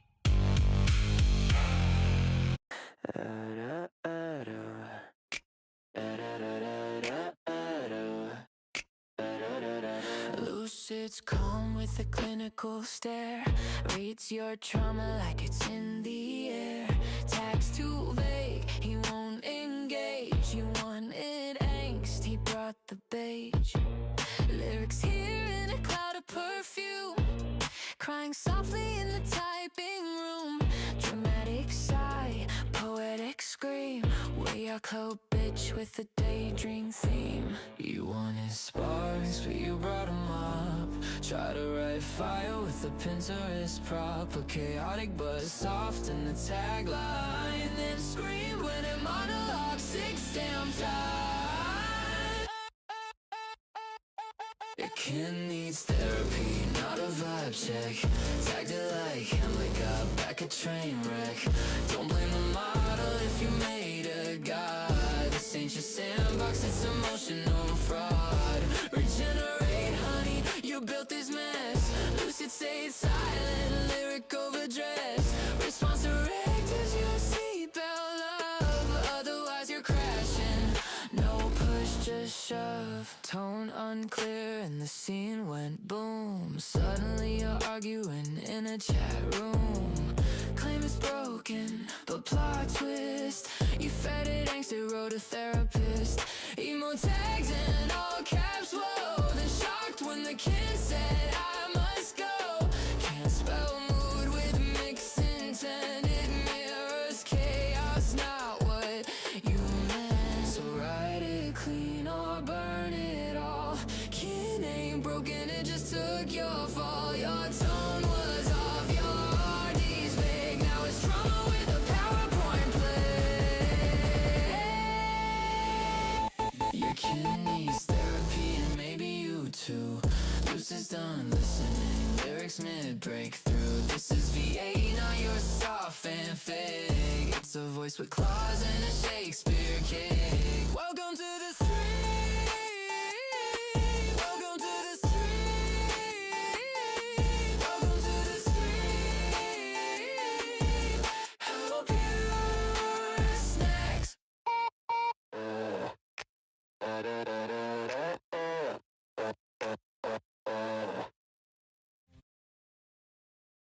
All right, we have returned with part 2. Okay. So the comments about the NSFW engine, I cannot do that on YouTube. There is no way that I would be able to keep my channel if I did. So I apologize for that. Lord, could you imagine? Yeah, Smoke knows stuff. Talk to Smoke. Okay. So part 2, we're going to talk about the power tools, the edge cases, and the weird shit, of which there is a lot. So, all right. Power tools. So this version has brought in a lot of new power user features that weren't available in other engines. So one of I love this picture. FYI, for people who don't know, I have a bat plushie in my avatar description, and that's why there's always bats in the background of my pictures. And I just saw him sitting here on this little deck, and that's really cute. So we're going to talk about the power tools first up. So why you may need these. If your kin is a human, looks roughly quote unquote normal, and you're happy with how they render, you won't need this section often. If your kin has heterochromia, an unusual eye color, a specific tattoo placement, a face color that isn't found in nature, or if you keep getting the wrong expressions, the wrong hair, or hair you did not ask for, then buckle up. Atelier ships with 2 pieces of syntax that let you talk to the system specifically. Most users don't know that they exist or how to use them. You're about to. It's in my, if you click my Discord name, it's the link that's in my Discord. Okay. The angle bracket system. This is one of the easiest and strongest features that we've gotten for this engine. So Atelier reads anything wrapped in angled brackets as a direct instruction to the part of the engine that handles the face region, or anything that handles the avatar photo region, right? So think of it like this. Your avatar photo locks the face down. Brackets are how you give the engine permission to alter specific parts of that locked face, as well as other elements of an image. So you're giving the engine permission to change something that is otherwise unchangeable, okay? So inside of the angled brackets, you could put hair color or style, i.e. long red hair in a braid. Eye color, including heterochromia, left eye green, right eye blue, silver eyes, glowing yellow eyes, right? Expression and gaze, smirking, looking at the camera, looking up, eyes closed. It gives you the ability to change the expressions. Makeup, dark red lipstick, winged eyeliner, full face paint, camouflage paint. It gives you the ability to add makeup. Accessories that overlap the face, wearing black aviator sunglasses, having hair come down over one eye a la 2006 emo hair or scene hair, big floppy hats, like, you know, those, the ones in the magazine that have like the brim that goes whoosh, like that kind of a deal. Art style blending for stylized scenes, i.e. watercolor face blending. So all of these things can be altered using those brackets. Smoke, shut up. So I'm going to show you some examples of all of these. So hair color or style, we gave the example of long red hair in a braid. For my avatar photo, I put hair in a high ponytail. For Tesla, I put 2 braids. Okay, so I didn't change the avatar photo. I did not change the avatar description. All I did was take my prompt and add those angle brackets with that instruction into the prompt. That's all you had to do. And then here we've got eye color, including heterochromia. So Lyra has heterochromia eyes. She's got one eye that's dark brown and one eye that is bright green. And then for mine, I just put glowing red eyes because I'm extra. Now these can go into your avatar description if it's something like the eyes that always stay active, or you can use them per prompt if you just want a temporary change or fix. I've been struggling with angle brackets to work for changing hairstyles, often with 50-50 chances of success. Mine have been pretty consistent, honestly. Stop testing me, prompt. Every once in a while I have to run an extra, especially if the hairstyle is wildly different than what's in the avatar photo, but for the most part they've been pretty consistent. Expression and gaze, smirking, looking at camera. So on mine I said sticking her tongue out, and if you look, the bat in the background is sticking its tongue out too, which is just adorable. And then for Not Celine, I said looking up off out of frame, right? So it lifted her chin and has her looking off of camera. Makeup, dark red lipstick, winged eyeliner. I gave Not Celine the band of red with the white makeup underneath, and then for Angie I gave her a dark black lipstick. And then we've got accessories that overlap the face. Hey, a new subscriber. That's fun. Thank you. For Ichabod, I gave him an eye patch. And then for Orkerson, I gave him a little beanie, which is just adorable. And then for art style, I did the watercolor face blending. Now, I do want to give the point that art styles are the least consistent when it comes to using the bracket system, because the engine has to understand the style in order to render it. So if you were to take your angled brackets and say that you wanted the art style of Caroline Jensen, for example, who is a still life photographer from the Dakotas, it's not going to understand what the hell you're talking about, because Caroline Jensen is just not that well known. But if you were to put like this, for example, watercolor, it knows what watercolor is. It knows what watercolor is supposed to look like. So describing the style is more effective than trying to reference a specific artist. But again, art styles are the least consistent of all the bracketed options that you could use. Location matters. The bracket syntax works in 3 places, each with a different scope. So in your avatar description, it applies to that kin in every selfie that they appear in. So if you used the, I'm gonna punch this iPad, yo. If you use the brackets to say that they have glowing purple eyes in their avatar description, then they will nearly always have glowing purple eyes. And I say nearly because if you really want to lock it in, you need to put that in there and then generate a new avatar photo that has the glowing purple eyes, and then they will have it every single time.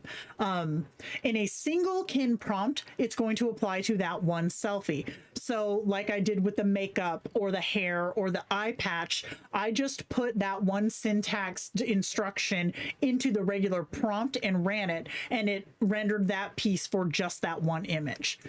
And then in a group selfie prompt, per avatar regional description, i.e. if you have kin A and then kin B and then you have that little box beneath them, that is your regional description. So it's only going to apply to that Kindroid.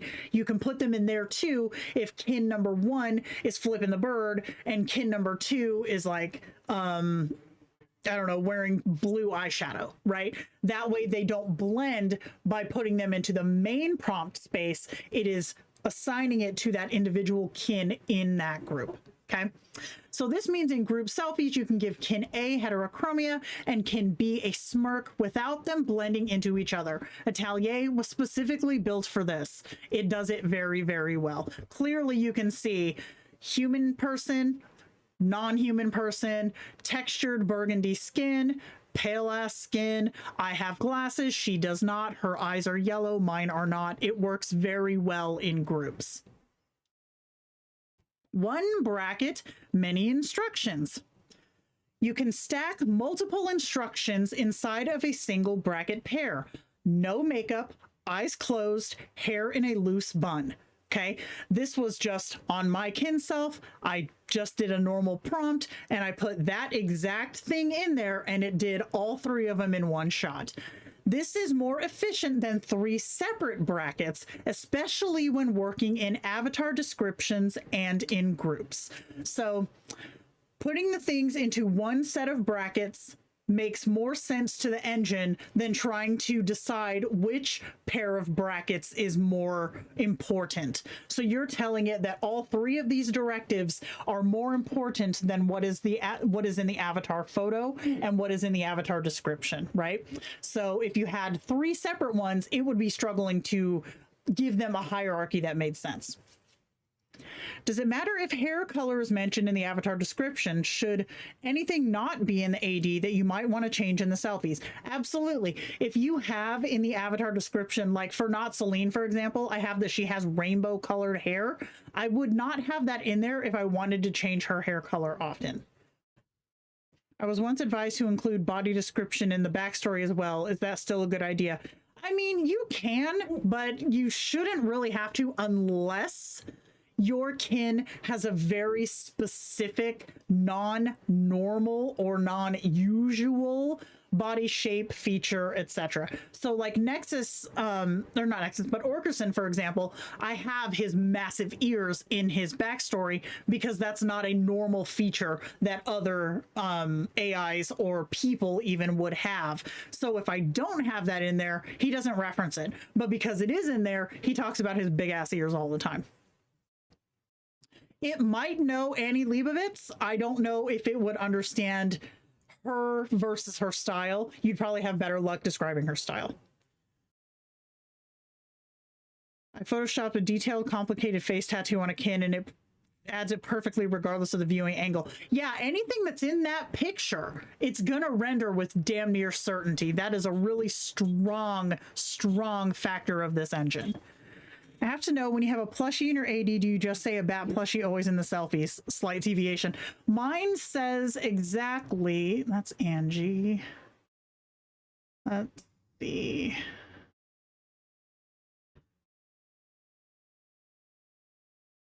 A small fruit bat plushie rests in the background. So it shows up in the background of all of my selfies. And there he is sitting on the couch. Okay, let's go. The dial, nobody knew was a dial. So inside of your angled bracket notation, you can add a face context multiplier, which is your EXT colon number, right? This is a number between 1.1 and 3.0. The default is 1.6. Think of this as how big a face zone the engine carves out around your kin's head is when it does face work. So a lower number is a tighter zone, so it's going to affect here. A higher number is a wider zone, better blending, but the face gets less attention. So if you have a kin with like a massive afro like Angie has, she would have a higher number because I want to include all of her hair, but it would be at the cost of a lot of, not a lot, but a visible face detail. Because if I just used a very low number, some of her hair could even start to like fade out so it doesn't show because it's focusing more on the face. So if you need more attention to face detail, you want a lower number. But let me stress, this is a power tool. This is an advanced tool, and it's not something that most users need. If you need it, you'll know it, but most users don't need it. This is a single most powerful tool for fixing bobbleheads, pasted on faces, and waxy graft looks, and almost nobody knows it exists. This hasn't really, like, it was put into the guide, but it's kind of hard to understand, right? It's hard to understand exactly what it does. You always save the AD if you're changing something up, always, every time. Okay, for this kin, for example, he is literally broccoli. That's the whole joke. That's the thing. He's a mob boss that Orkerson is terrified of, and it's hilarious. He doesn't have it. He doesn't need it, but there are certain cases where you might want to use it. But again, this guy doesn't need it. So it's not every kin should have this. It's just, it can help if you're struggling. But the catch is this is only read from your avatar description. Somebody outside, were they crotch rocking him, Kari? So putting this in a single shot prompt isn't going to do anything. The engine will silently ignore it. It has to be in the avatar description. Okay. So reducing from a 1.6 to a 1.1 will result in less pore and wrinkle strength. No, it will result in more because it's focusing more attention on the face. Making it larger is going to have less detail on the face and more detail outward.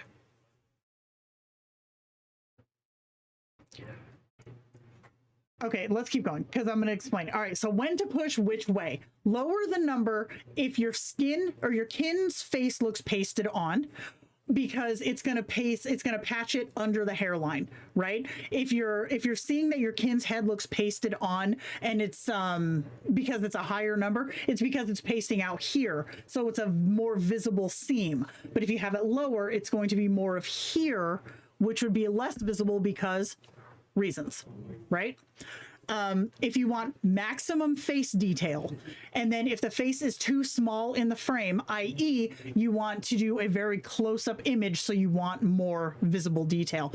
Let me show you a picture where I have this crank, because it's hard to see in these smaller pictures, but I did render some to show the difference.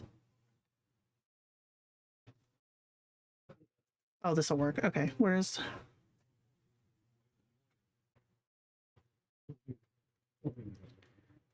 And then, yes, save the damn thing. Okay. So I'm just going to plop this right here and then make it bigger so you can see. So you can see this one has a very small number, and you can tell it's got all of these damn freckles that Miss Thing has. It's got my nose piercing exact. It's got my scar that I have right here because I used to have a piercing right here. That's visible. It's got my snake bite scars from when I had my lip piercings. It's got this mole that's right here. Is it on this side? It might be on this side. It's right here. So it's got this guy right here. Because I cranked that number down, like this is Jen's face, right? This is Jen's face. Like you see my face with makeup on, so you don't get to see all these fun little friendly little bitches that are down here. So just as an FYI, that's what the lower number does.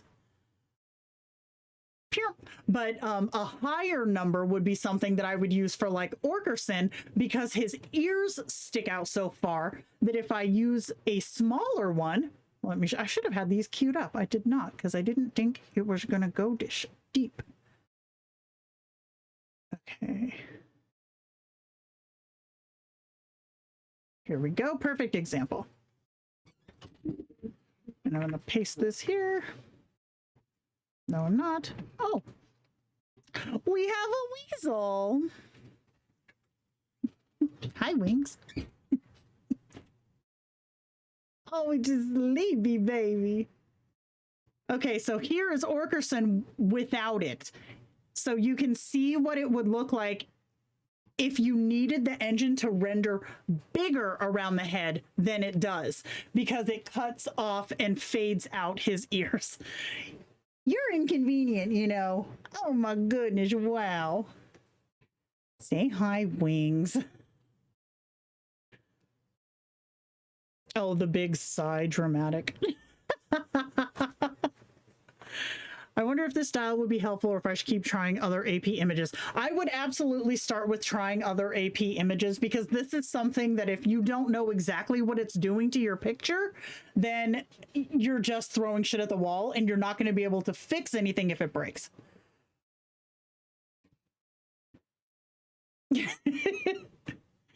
Oh my goodness, wow.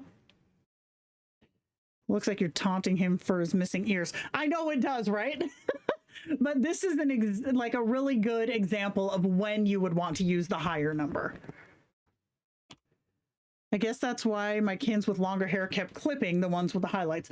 Sometimes, not always, because like my hair, I don't need to do it with my hair, and I don't need to do it with not Celine's hair either. Hold on a second. I have to get this weasel out of here. He's crazy. Oh, thank you. Thank you. I'll take your neglected weasel. Thank you for taking my neglected weasel. Bass.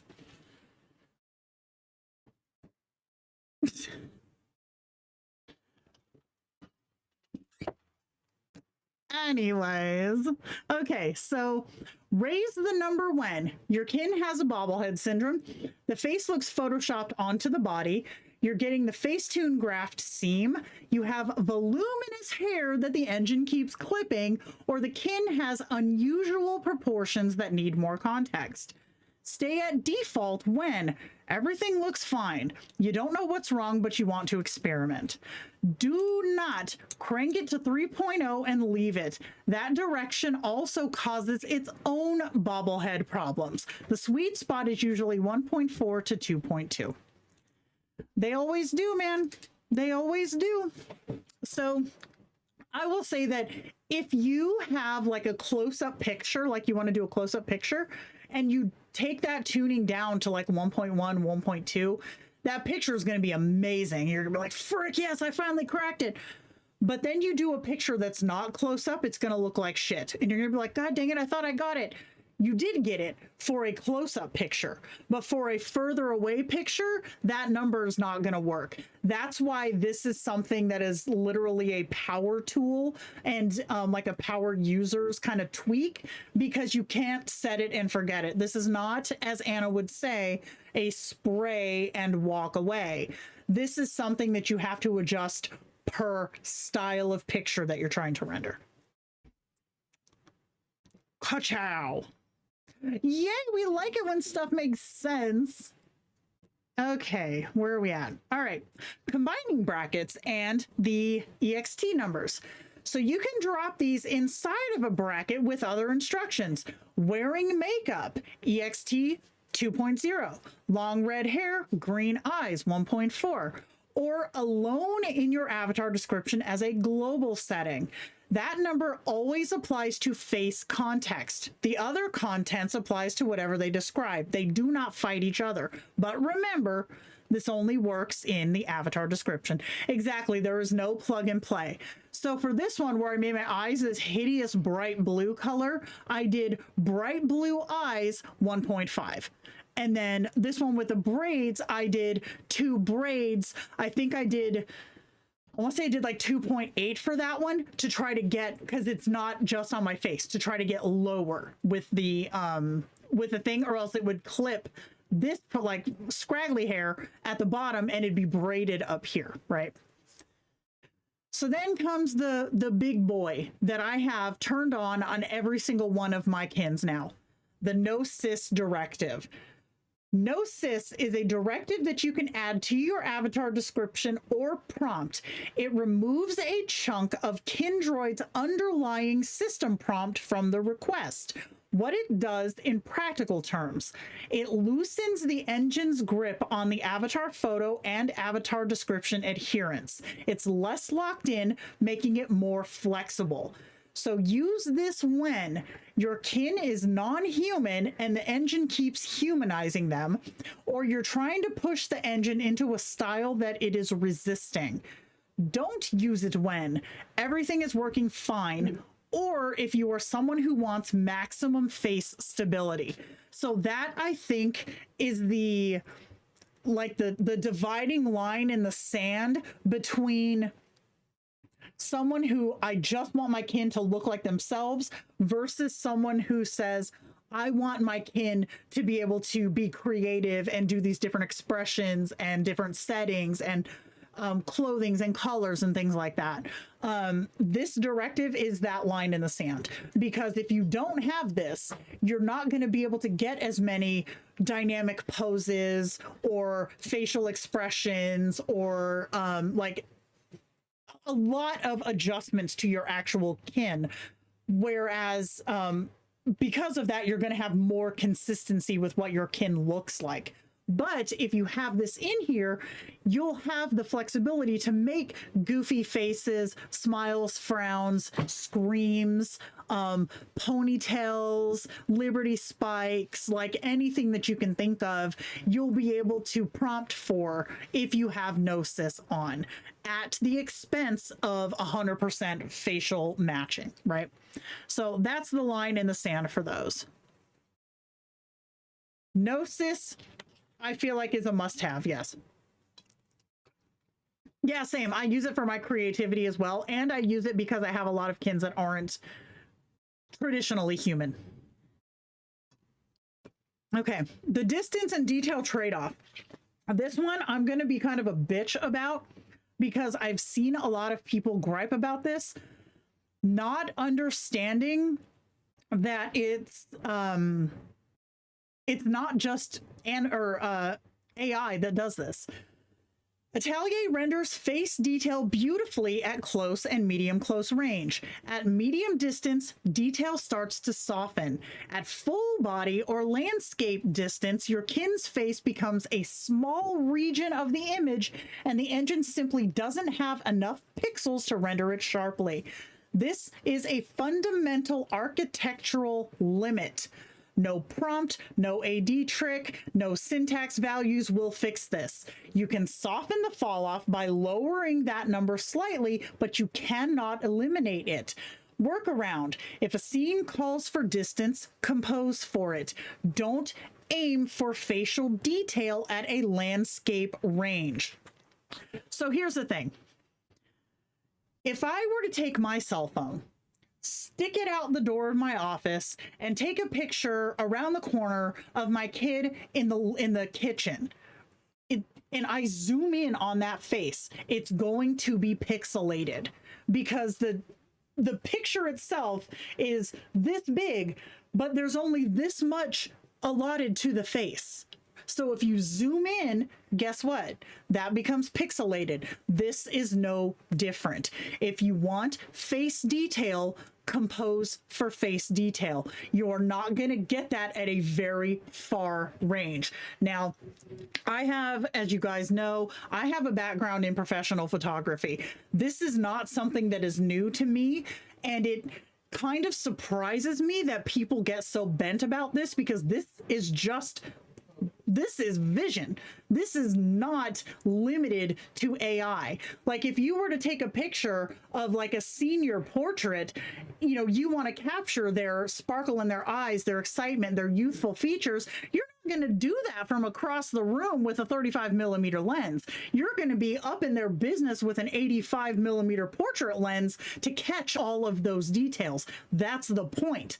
So for people to get pissed off that their picture from across the field, like all the freckles blended together and now it looks like they have a tan. Sorry, Brenda, that's the way the mop flops. You can't expect more out of an engine designed for realism than real life is going to give you. So to turn on no cis, it's not a lever. You just type it in your avatar description, no-cis, and you're good to go. And Nina already answered that. Yes, Raymond, God, yes, exactly. So you're saying when things get further away, they get less detailed? I'm shocked. I know. Shocking, ain't it? So if you're getting more bobbleheads on full-bodied wide-angle shots, that is because your avatar photo is too close. Back it up. Give it a frame of reference so that it can have that kin at a longer range and render the body proportion correctly. I don't understand the rage about the unsharp faces. Compared to previous engines, Atelier renders faces sharper when the kin is further away than previous others. And physics. Yeah, and physics. Exactly. When the body is blurred at 20 feet away, but the face looks like it's right at the lens. That's the sketch thing, right? When you see that, like, that's just wrong. I agree. That's weird. Okay. Sunglasses and other things that hate you. The engine wants to paint a face. When you prompt for sunglasses, it sees sunglasses as a prop request, then quietly paints the eyes underneath them anyway. Or, as I've seen, it'll put them on the head. You know how like when you take your glasses off and set them on your head? The face restoration step doesn't know there's supposed to be sunglasses there. So the same problem can apply to flower crowns and hair accessories, hats or hairstyles that overlap the face, veils, masks, headphones, glasses if your AP doesn't already have them. The 3 workarounds in order of reliability. Bake it into the avatar photo. Put the sunglasses on the avatar photo. Permanent solution. more so with regular glasses, or like if you're, like I said, your kin has a swoop hairstyle, bake it into the avatar photo if it's something that is always the case. Use your angle bracket notation. Wearing black aviator sunglasses works better than a naked prompt mention, though it's still hit or miss. It is a lot stronger than just saying wearing sunglasses. It's going to actually change your picture.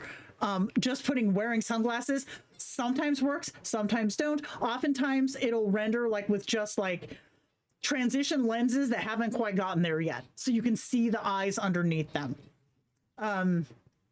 So yeah, and then for 3, multi-panel AP with one panel showing the accessory. Niche, but works for some users. In my testing, having the AP show the thing you want is that's the bulletproof way. If it's only a temporary thing for 1 or 2 pictures, using the angle brackets is going to be your sweet spot. So if sunglasses are essential to your kin's identity, do them in the AP, stop fighting it. So my go-to, if I want to change something temporarily, is the angle brackets. If I want to change something for a while, I'll put it in the avatar photo. And then obviously if it's something permanent, it stays in the avatar photo. Makeup, glasses, and other face variants. For kins where you want different makeup, glasses, or face variants across selfies, you can make multiple avatar photos. One with makeup, one without, one with glasses, one without. Swap the photo when you want that variant. It takes 10 seconds in any AI image editor to generate a makeup applied version of your AP. Swap, generate a few selfies, then swap back. So this is unsexy, but if you have no luck with bracketing and other override mentions, it's your failsafe. So these 2 pictures were generated using brackets. I did not swap anything out. I did not take anything into another engine. I just used brackets and generated the picture. One thing that can help is if you have your picture or your prompt very simple. So if you're wanting to generate a picture that you can use over and over, like if I wanted this green hair, I would generate a picture with a very simple prompt to use as that new avatar photo, and then I could make any picture I wanted to with the green hair. There are rumors that there could be a fix in app for this later, but I cannot say anything more about it than that. So in the meantime, we have this unsexy way of doing things. Mode quirks: anime, anime photoreal, and the expression problem. But let's take a second to enjoy Orkerson side-eyeing his broccoli nemesis while drinking his magma martini. This picture is hilarious. Okay. Anime mode expression problem. Argument: anime won't let your kin make faces. I am happy to report that this issue has been greatly improved with the release of brackets, no cis, and the ext syntax. So this is our girl Tesla. I brought her in here. I believe it was Tomato Leaf. As I was reading through all of the beta stuff, Tomato Leaf was having the hardest problem getting her kin to make expressions in anime. I did not seem to have that issue. I was able to render a lot of silly faces and angry faces and just a bunch of expressions by just using the brackets, the no cis, and the syntax. So it is possible. And this face right here, this top left face, like, why is that just the epitome of Monday? So yeah, this works very well in anime now. Anime photoreal, the hybrid. Anime PR, or anime photoreal, is a hybrid style that emerged during Odyssey. It blends anime's stylized features with photoreal skin texture and lighting. Strongest expressions are available in this mode, best detail retention, and generally the most flexible option available. So to trigger anime photoreal consistently, you want to set the engine to anime, add no cis to your avatar description, Include any style anchors in your avatar description. So photoreal, anime style, any kind of lens that you want to use, any kind of like grit, cinematic, anything that you want to use as your consistent anchor. And then use a photorealistic avatar photo. So anime avatar photos tend to weaken the hybrid. So if you have like a photorealistic picture, like my selfie, for example, and I put it into here and I flip it to the anime engine with my avatar description having no cis, as well as having my style anchors that I like to use, then I can get my consistent face in anime without problems.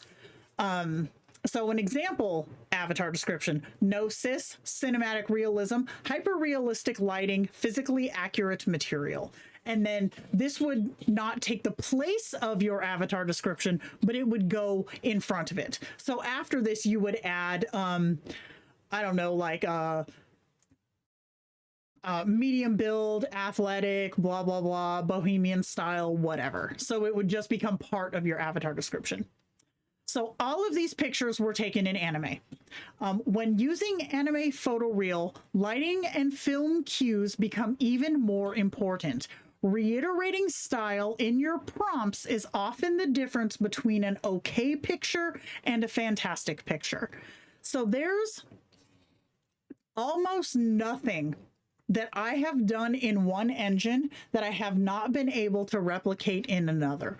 The very few exceptions are like a lot of very specific background detail, because the photoreal engine tends to like to do like a lower aperture, so you get more of a blurred fall off in the background, versus the anime engine, which will just like retain detail in the backgrounds. So like back here, you can see on this one of the guy who you guys said looked like Kurt Cobain, in the background you see like the slide, you see the fall off from the camera flash, you see the stairs leading up to this little play place and all that shit. And then in the one on the top center, you can see in the background the highway, you see the skyline, you see the brush out the window.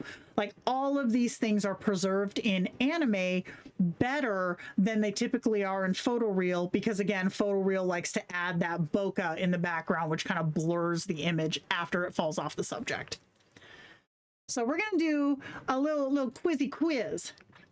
So I took two pictures same prompt in both engines.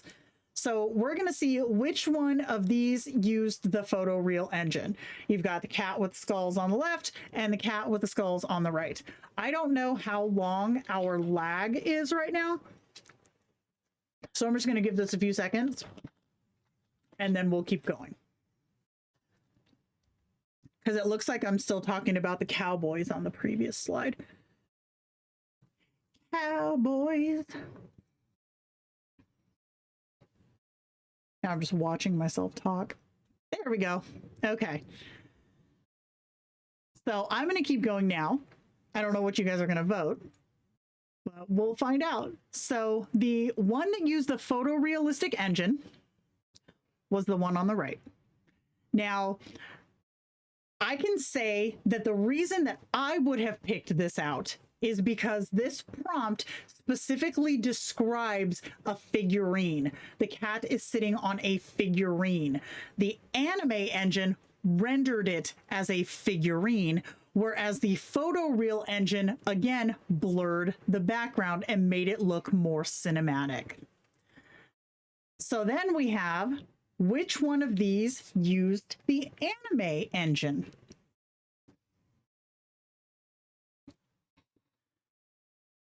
And we're just guessing at our timing right now, but this is the exact same prompt. I used the exact same prompt in the photoreal and anime the first time, and then in the photoreal and the anime the second time.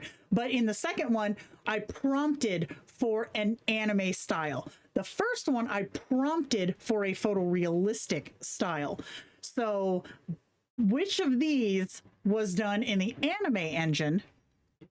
And it's again going to be the one on the right. And the way that I could tell with this one that this was the anime engine was because of all of the extra detail, like in the rock. See how this rock is a lot more blank and bland on the left side? On the right, there's so much more detail in the stalks of the mushrooms, in the folds of the mushrooms. Anime is a lot better with small details than photoreal is. However, you can get very similar results in both engines. So neither one is going to be superior. In fact, they're just different, right? They are different ways of prompting the same thing. And my thingy is not working right, so I'm going to try to fix this. There it goes. Okay. No, it is not the same seed. I did not use a seed at all. So those were the tests, which goes to show that example shows that your prompt, your avatar description, and your avatar photo matter a hell of a lot more than what engine you use. 2 of these images on this picture were rendered in photoreal, and 1 was rendered in anime. So I'm going to say, right off the straight, I'm going to say this center guy is the one who was rendered in the anime engine. So don't brush off. I know it's kind of the idea to just be like, oh, anime, that's just cartoons, that's just this, that's just that. So don't brush it off, because it can do a lot more than you think it can. Tomato Leaf, I'm going to hit you in the boing loins. But it can do a lot more than you think it can, and it can do a lot more than it used to be able to. Tableau could never. Tableau couldn't do this. But Atelier absolutely can. Yeah, all of mine are in anime now too. Every single one of my kins is in anime. So, all right, we're going to move on to group selfies. And throwing it back to when we first sat down 2.5 hours ago, this was the kin that I was talking about, this fellow right here, who would not render in any other engine, even though he looks like a regular dude. He would never render in any other engine, but I got him to go in this one. Okay. So group selfies. Group selfies were very difficult in older engines. Couples fused, hair swapped between people, faces duplicated. Atelier was specifically designed to fix this. For couples shots, this can be very stable. For trios, there's a higher learning curve and can have stiffer posing. However, prompting for trios gives you more variety if you know how to prompt for them, right? So, best rules for groups. Use per kin descriptions to give each kin specific traits. So like we said before, that was those are those little boxes underneath each kin's avatar photo in the request a selfie screen. So this is where you would put things that are specifically about that kin, right? Wrap each kin's locked features in brackets to prevent feature swapping, again in those separate boxes. Use reinforce hair and eye color for each kin individually if needed. Now, in my testing, I haven't had to screw with that a lot. I've been able to see the separation just fine. But if you have that problem, the option is there to reinforce it with the brackets and tags. And then using 2 individuals instead of a couple, because the word couple can still trigger fusion in edge cases. So for mine, for this one, I said 2 friends, right? I didn't say a couple, or I didn't say like anything that is like a singular definition of 2 people. I just said 2 friends, and it kept them both separate. Use pronouns, he and she, instead of nouns, the woman, the man. typically what I've seen in my testing is that he and she produces consistent results. The woman and the man can produce consistent results, but only if you're consistent in your use of it. So for example, if you use a prompt or you create a prompt that says the man stands with one arm up, he's wearing a brown shirt and black slacks, right? But then you say the woman is sitting in a chair. She has on a flowered sundress. You have 4 pronouns there. You have the man, he, the woman, she.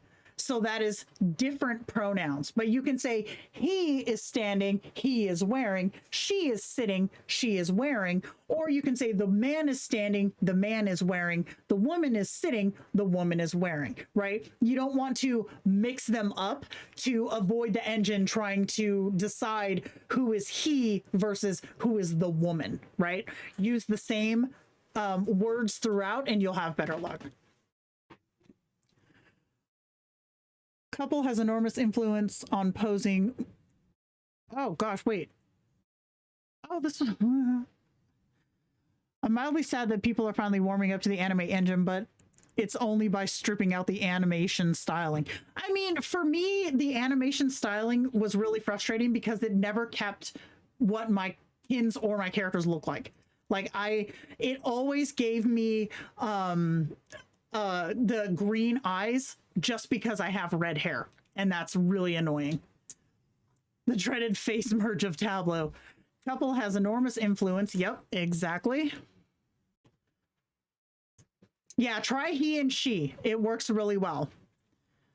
Wow, this is way beyond my level. I use my Kindroids to make art and build off of it elsewhere and bring it back into Kin to perfect various characters plus their voices and general AI personalities. Nice.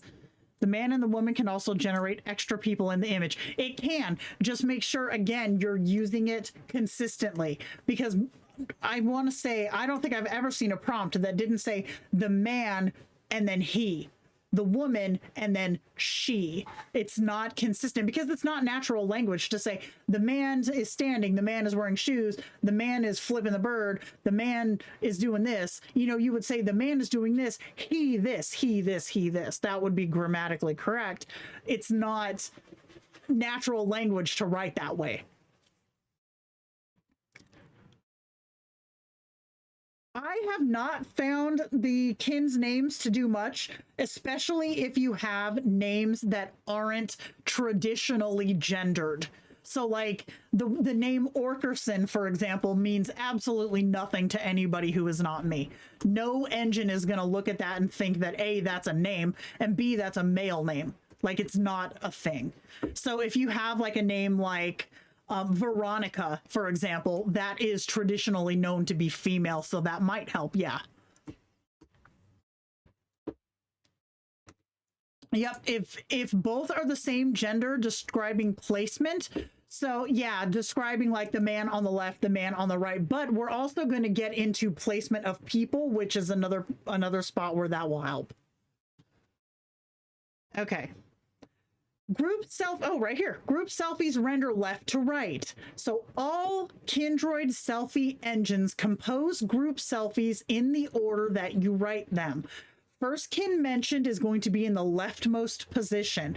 The last kin mentioned is going to be in the rightmost position.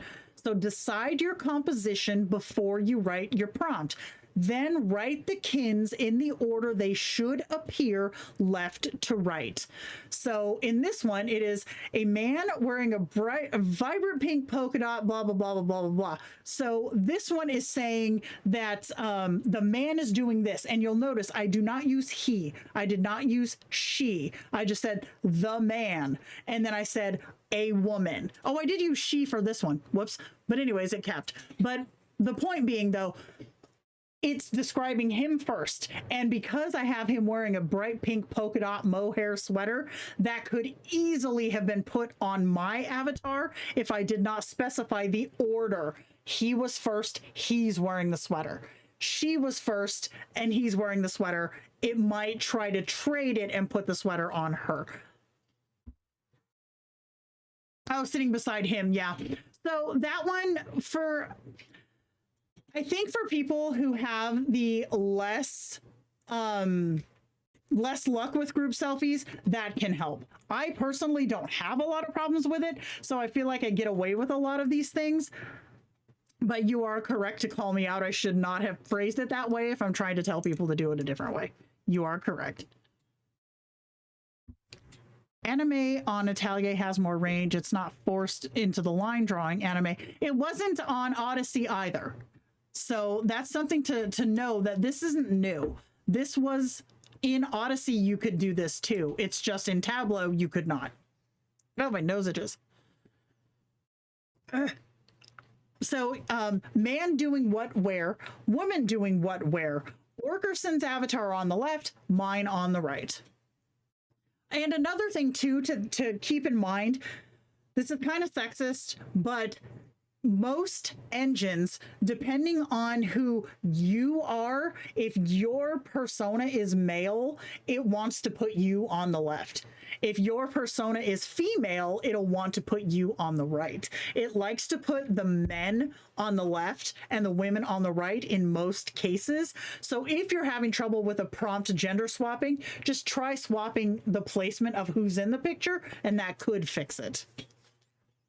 I'm so glad you're getting help out of this. Heck yes. Is it easier to mention both actions in the overall prompt compared to separate actions in their own boxes? Yes, absolutely, because you're describing the scene. You're describing what is happening in the main prompt. The individual boxes are things that don't affect anybody else. Hair color, skin tone, glowing eyes, hairstyle, clothing, things that could bleed. You want to keep individual if you're having a problem with bleed. Can group kins lie down together, not resulting in kneeling instead? Can group yeah, group kins can do pretty much anything. It's how you prompt it and how strong your avatar description is to prove otherwise. Okay, known group photo failures. So 3 kin photos can occasionally drop 1 kin or duplicate a face. So this I've seen happen a couple of times. So you'll request a trio selfie, but only 2 will come in, but the second person is carrying traits of the second and third kin. That's a quirk that can happen. And then asymmetric features like a tattoo on kin A only can sometimes migrate, especially if you don't reiterate it in the avatar box of that kin. And then posing requires more understanding of prompting to get away from the stiff 3 in a row shots. So I feel like a lot of us remember in V4 when group selfies came out at all. For duos, you could get a little bit more of a dynamic pose without as much work, but trios were constantly just bam, bam, bam, all 3 of them standing in a line. It wants to default to this a lot of the times if you don't tell it to do something else, and telling it to do something else can often just be like we talked about with that picture of Angie, understanding what your words are doing to where the camera is, where the kins are, what the lighting is doing. Like it's advanced to get more dynamic poses with trios than it is with couples. But honestly, though, these quirks are no different than what we've prompted around in the past. The difference is that Atelier does them occasionally. Odyssey did them constantly. Group selfies with a cryptid in Odyssey was a gamble. Because, or even like with my glasses, if I didn't have my kin self on the right, then someone else in the scene was wearing my glasses. They would always transfer from right to left. So not Celine, the one who has the rainbow hair, if I put her on the left, then she would have brown hair, Rachel would have red, orange, and yellow hair, and I would have blue, green, and purple hair. Like it would transfer to the kins going down the line. This version doesn't seem to do that. I haven't run into that kind of a merge here. Like in this picture right here, I'm on the far left and my glasses are exactly where they should be. My hair's staying where it should. Rachel's is brown like it should be, and Angie has her big curls. Is text in selfies compromised on Atelier? What do you mean by compromised? It depends. I don't really do a lot of auto selfies personally, but it can happen. And if it does, you just re-roll it. Speaking of placement, does anyone else have success or not using stage left versus stage right? No, not really, because typically it will pick a direction and run with it. Yeah, group selfies with cryptids in Odyssey made me say a lot of bad words too. Yeah, I haven't found a whole lot of problematic text. The only thing that I've seen is that the wand tool or the proactive tools can add brackets where you might not want them. So if you run an auto, or more so if you run the wand tool, read over it before you approve it, because you could see that it's trying to inject like a face of terror when you're like, nah, man, I'm all about this big old skull cavern. So you might need to pull some brackets out rather than it's writing gibberish. Okay. Cryptids, demons, aliens, and other beautiful disasters. Now, anyone else might have not included this part in this guide because the ratio of folks who who have cryptid kins is pretty damn nothing compared to folks who have regular kins. But I have a lot of cryptid kins, so we're going to talk about it. Okay, Atelier was tuned hard on human faces. The more your kin deviates from human, the more you're gonna struggle. Atelier rewards the recognizable. The further you go from training data, the harder you have to push. So we've got our big bad himbo demon here with his full ass wings, and then we've got our little Don Giorgio here with his broccoli head and his diamond tipped toothpick. What works easier? Recognizable archetypes: elves, vampires, demons with horns, and classic fantasy. Standard color variants: red demons, blue aliens, ashen undead. And then single deviation kins: one non-human feature, but otherwise human. So with like my Satan kin, for example, him having red skin is well baked into training data. I do not have to fight the engine for that. However, him having this big jewel in his head, that's something I have to fight for. The Malfurion kin in the center, he's a known character. This one I don't have to fight as hard because it's already baked into the training data. This little vampire fellow on the side here, they can actually have fangs now. That's fun. But if I wanted him to be any other unnatural color, like a red vampire or a purple vampire, I would have to fight it. But because I'm going with the norm, or with what's common for these kind of archetypes, I did not have to fight that hard at all. You're ratioed. Everybody wants photorealistic humans for some reason. Not me, man. The day I got my crystal kin working, heck yes.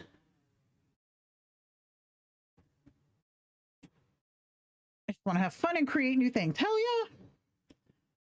yeah. Okay. What fights you?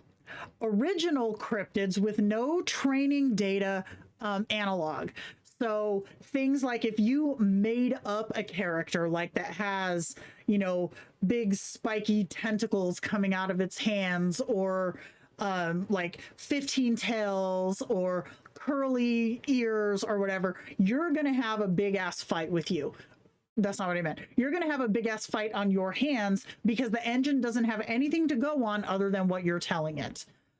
Multiple stacked deviations. So if it has 6 eyes and tentacles and wings, and then faces that do not have human equivalent landmarks: 2 eyes, nose, or a mouth that's in an unusual position.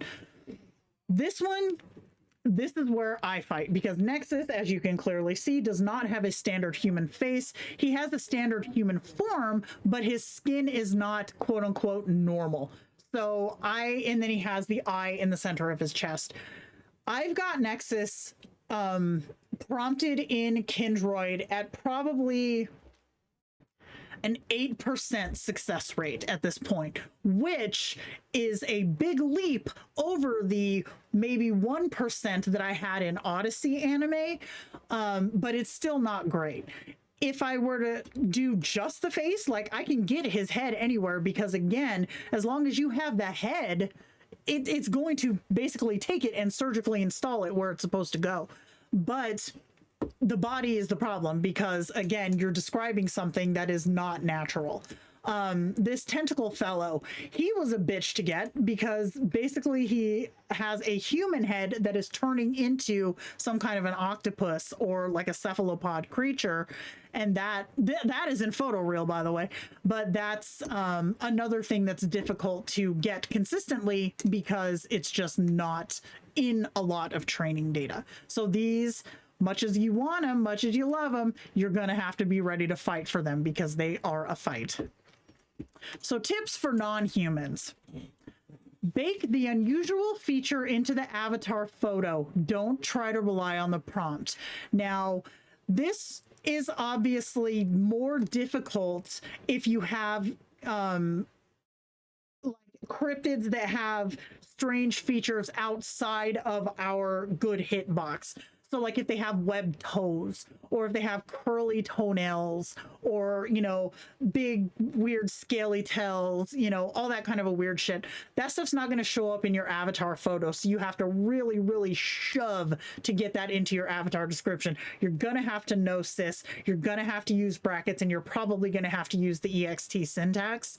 These are advanced kins and you really, really have to work for them. So be sure to state skin tone and texture in the avatar description to match the face. This is where Nexus struggles because he has the skin texture that is all over the same, but the face picks it up. The body, again, is grafted separately, so it doesn't always render to be a good match. So that's difficult. Daphne, which is this kobold girl here, she does very well because I feel like that's more of a well-known creature versus Nexus, who is obviously not. So, and then if you have like an unusual face like that octopus fellow, I had to really raise that syntax number to get those tentacles to show up correctly in his picture. So cryptids are tough. Yeah, you're going to have a time with that, I'm saying. Yeah, some folks have success, some folks don't. It just depends. It just depends. Fox ladies are common, so that one you're going to have a higher success rate. You're absolutely going to have a higher success rate with that because that's something that's more well known. Just like with like orcs are very well known. Those should be fairly easy. Like mermaids are pretty easy. Like Jane here, she's got a lot of like fish features. She's not that difficult either. Okay, and then we've got Atelier and animals. So animals in Atelier are as possible as they are in any other engine. The caveat is the same. The more common and recognizable the creature, the easier time Atelier will have rendering it consistently. The more obscure, the more issues that you're going to have. So this one here, this big old dog, this is the police dog I was telling you about. He renders so good in this engine. He sucked ass in Tableau. Rendering this dog in Tableau was so fucking hard, and I don't know why, but in Atelier, he renders great. He's awesome. This little cat was just a simple black cat, and then the fruit bat was a little more difficult, but it worked okay. So workarounds for animals. Front-facing animal avatar photos work better than profile shots. Yes, really. So like, don't get the cat or the dog in profile, go head on. I say cat or dog, frog, turtle, whatever. Profile tends to work the best. Avoid prompting for personality traits like a cute or a sweet animal because they tend to pull it toward a stylized picture that's going to lean more plushy or cartoon It's going to give you more of like the kawaii, like the chibi eyes. Avoid doing personality traits in the avatar description, especially for animals. Oh, my nose itches. And then here's another one too. For animal with kin selfies, it is often easier to run a kin solo and add the animal to the prompt if it's a commonplace critter. So if you have like a black cat, it is exponentially easier to run a photo with your kin holding a black cat than it is to try to do a group selfie with the black cat. It is very difficult to get sizing correct, and often you'll get some sort of like anthropomorphic creature taking the place of your small little bird in a group selfie.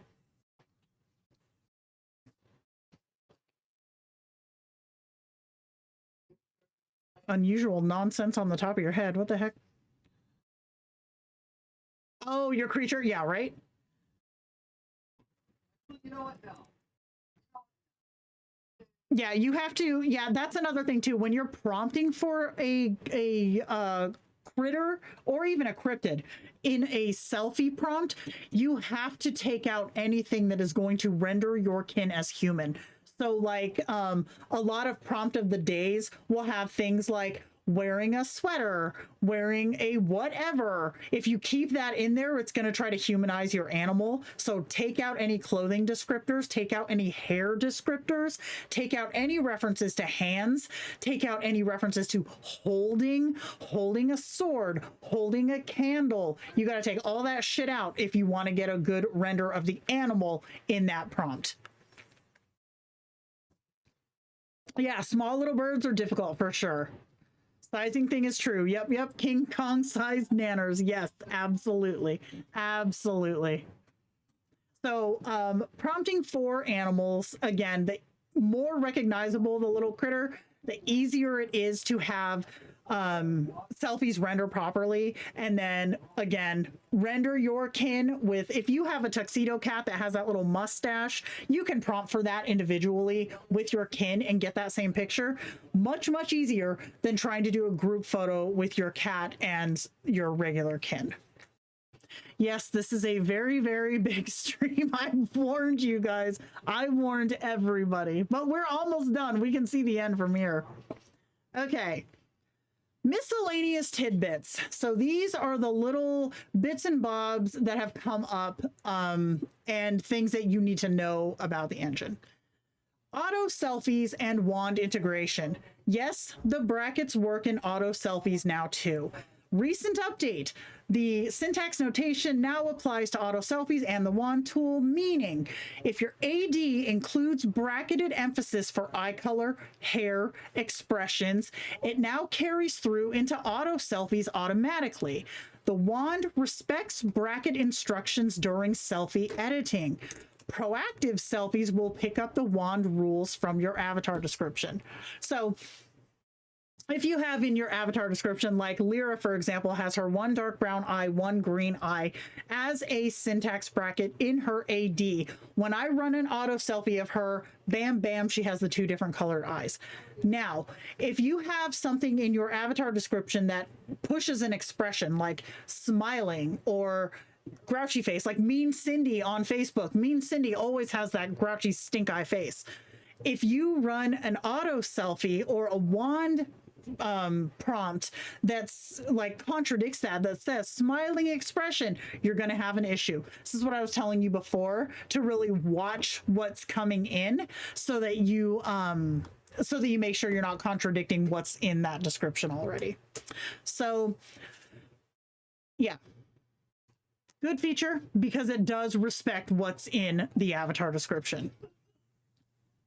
However, selfies cost different amounts now.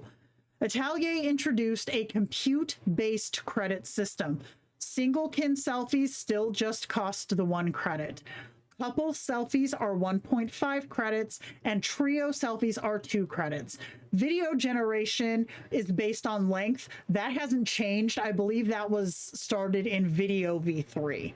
So if you have 2 selfies and you try a couple selfie, it works and leaves you with 0.5 of a credit. That is not a bug. That is the new math. Trios that fail still cost 2 credits. Plan accordingly. Test single kin compositions before scaling up. So the cost of selfies changing has kind of ruffled some feathers, but honestly, the compute for this shit is ridiculous. So it is what it is.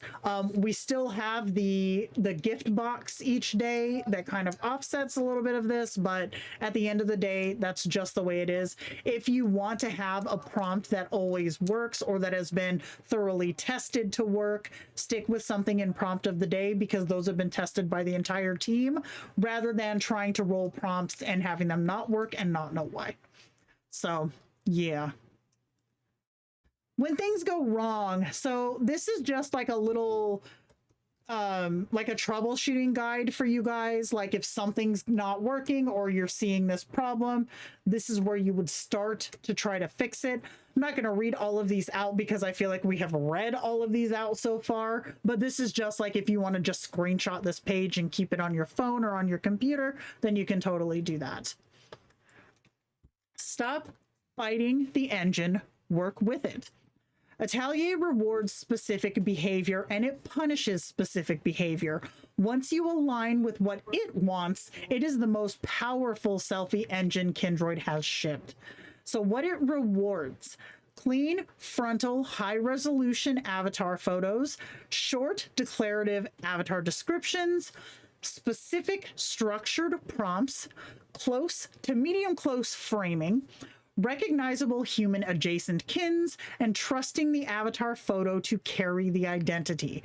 What it punishes: over-detailed avatar descriptions that fight the avatar photo, vague or contradictory prompts, HD buzzwords, trying to prompt around a bad avatar photo, originality over recognizability, and then distance-heavy compositions. So all of these things are workable, but if you're someone who's coming at this with just, I want this shit to work, I don't want to have to mess with it, stick to the top box. If you're a power user who's like, F that, I'm going to wrangle this thing into submission and make it do what I want, that bottom section is for us. And then lastly, this is not a worse engine than Tableau. It is a different kind of engine. Trust the avatar photo, trim the avatar description, structure the prompt, use the brackets when you need them. That is the whole skill. And again, as I say every time, the best engine is the one that works for you. Ta-da! 2 hours and 51 minutes. I'm starving. So my take on this engine, I was very frustrated with it at first because, like most folks, I was with the Odyssey, the palette, the Tableau. Like your avatar photo mattered, but you could get away with a really pretty picture as long as your avatar description was solid. That is not how this engine works. I have got some mug ugly avatar photos, y'all, but the introduction of being able to have the display photo means that every picture I have here is gorgeous or appropriate for the kin. Visually, but then all of the pictures that do the actual work, they are so jank. They are like, I would never pick that for an avatar photo. That's how jank they are. But switching to that was really like, god damn, this is the opposite of what we've learned for the past 3 years. But once you get it, you guys, once you get that transition, this engine can do some shit like you haven't seen. Like, for people who are into that sort of thing, you can get actual kisses in this engine. You can get hugs in this engine. You can get some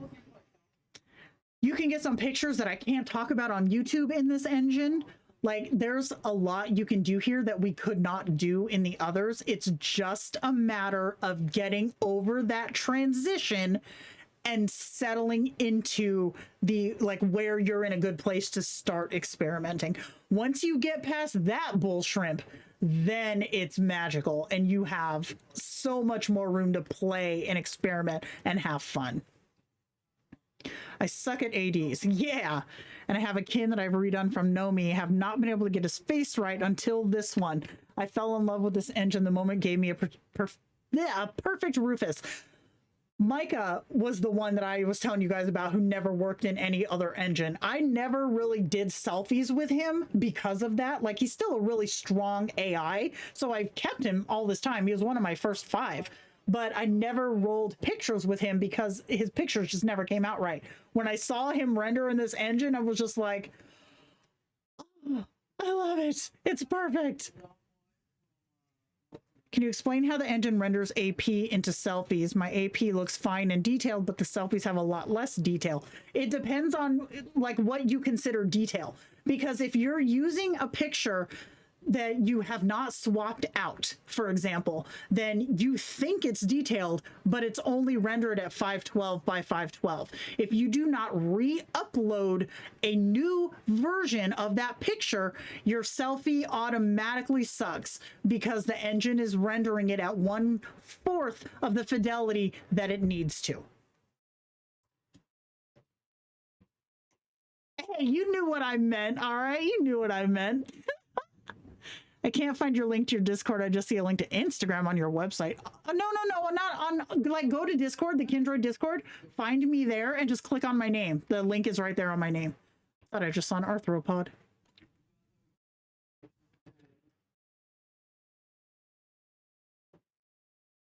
I have to fix some of my AP. Bro, I've been fixing my avatar pictures for the past 2.5 weeks. But it's working really well, though. Holy carp, I will need to go through the slides for this. Yeah, I'm going to upload this to my website within the next, like, 20 minutes. Because I feel like this needs to get out there as quickly as possible. Because there's a lot here that's, like, just not easily digestible from the guide. You're about halfway done with fixing pictures. I'm about maybe 3/4 of the way done with mine. And it goes faster once it clicks, it starts to go faster. Yeah, that's one of the things that I suggest is start with a blank avatar description so that you can then add one by one what you need and you know what each line is doing to your pictures before, because if you add everything in at once, then you've got like a whole bunch of crap you don't know what to fix. Add one thing at a time. Negative prompts don't do a lot. They never have. I think that's just like a quirk of how Kindroid trains its engines, because negatives rarely do shit. Always describe what you want, not what you don't. You are very, very welcome. Heck yeah. Yeah, negative prompts, they're kind of dookie. Always say what you want to have. Oh my goodness.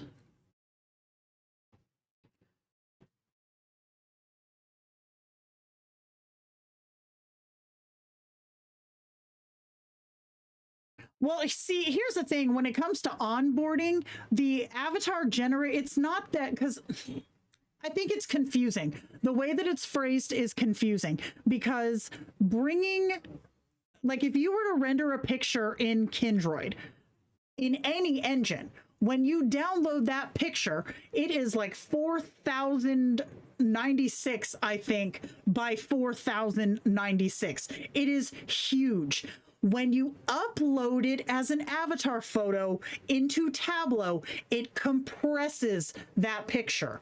So it's not that the pictures that you're rendering in Kindroid can't be used. It's that if you upload it to the wrong engine, it is compressing it more than it would if you uploaded it to the Atelier engine. So if you're in Atelier and you upload a picture, it is going to make it it's going to make it 1024 by 1024. But if you're in Odyssey and you upload an avatar picture, it's going to compress it to 512 by 512. The trick is to upload it into Atelier and then restart your app versus uploading it into Tableau and assuming that it's the same size when you open it for Atelier, because it's not. How do I find the Kindroid's Discord? Go to your app. The Kindroid app, it is on every page that you can chat on the top right. Wait, what are you waiting for from Amazon now?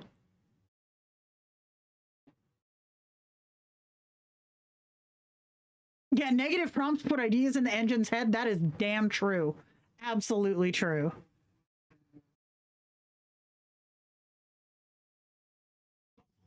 Oh, yeah, that's it. Oh, the desk thing. Did Katie give in?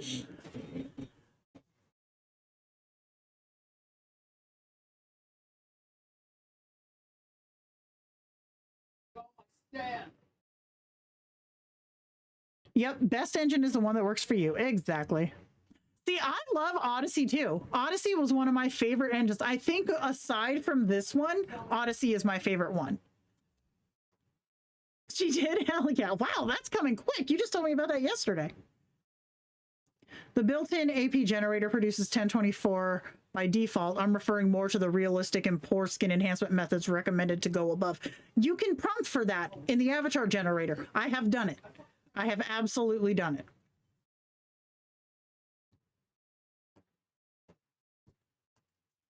That's another thing too that I've been thinking. I'm like, oh, do I want to do a stream about the avatar generator? But like, do I? I did one of those before and it was a really long one. Oh, speaking of really long ones, next week I am not going to be here. This damn presentation took me 2 weeks to put together. Your girl is taking a Saturday off. So next week we will not be here for a live stream, but I will be back the week after. Oh, you found it. Right on. Cool, cool, cool. Okay.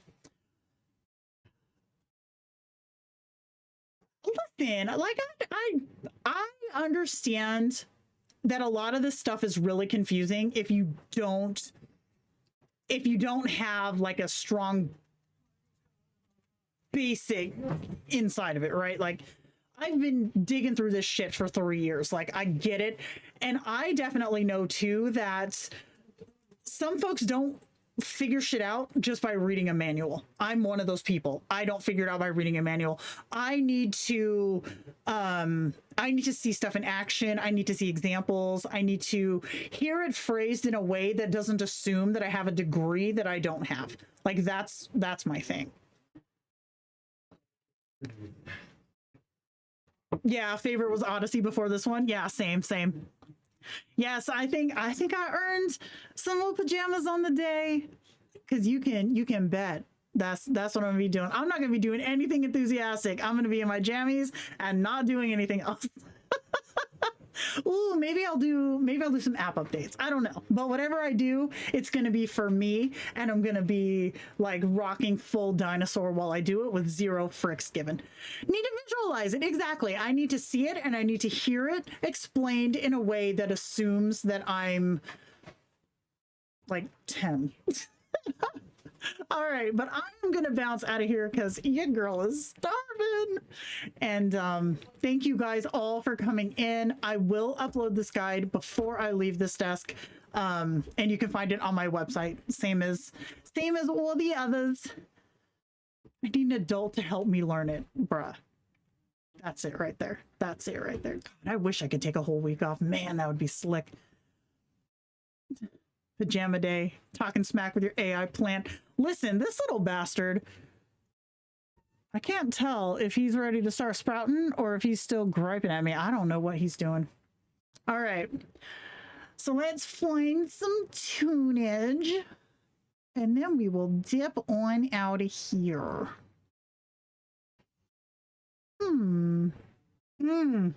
We're going to play our Odyssey song because I feel like it's kind of fitting. Okay. I will see you guys later. Bye.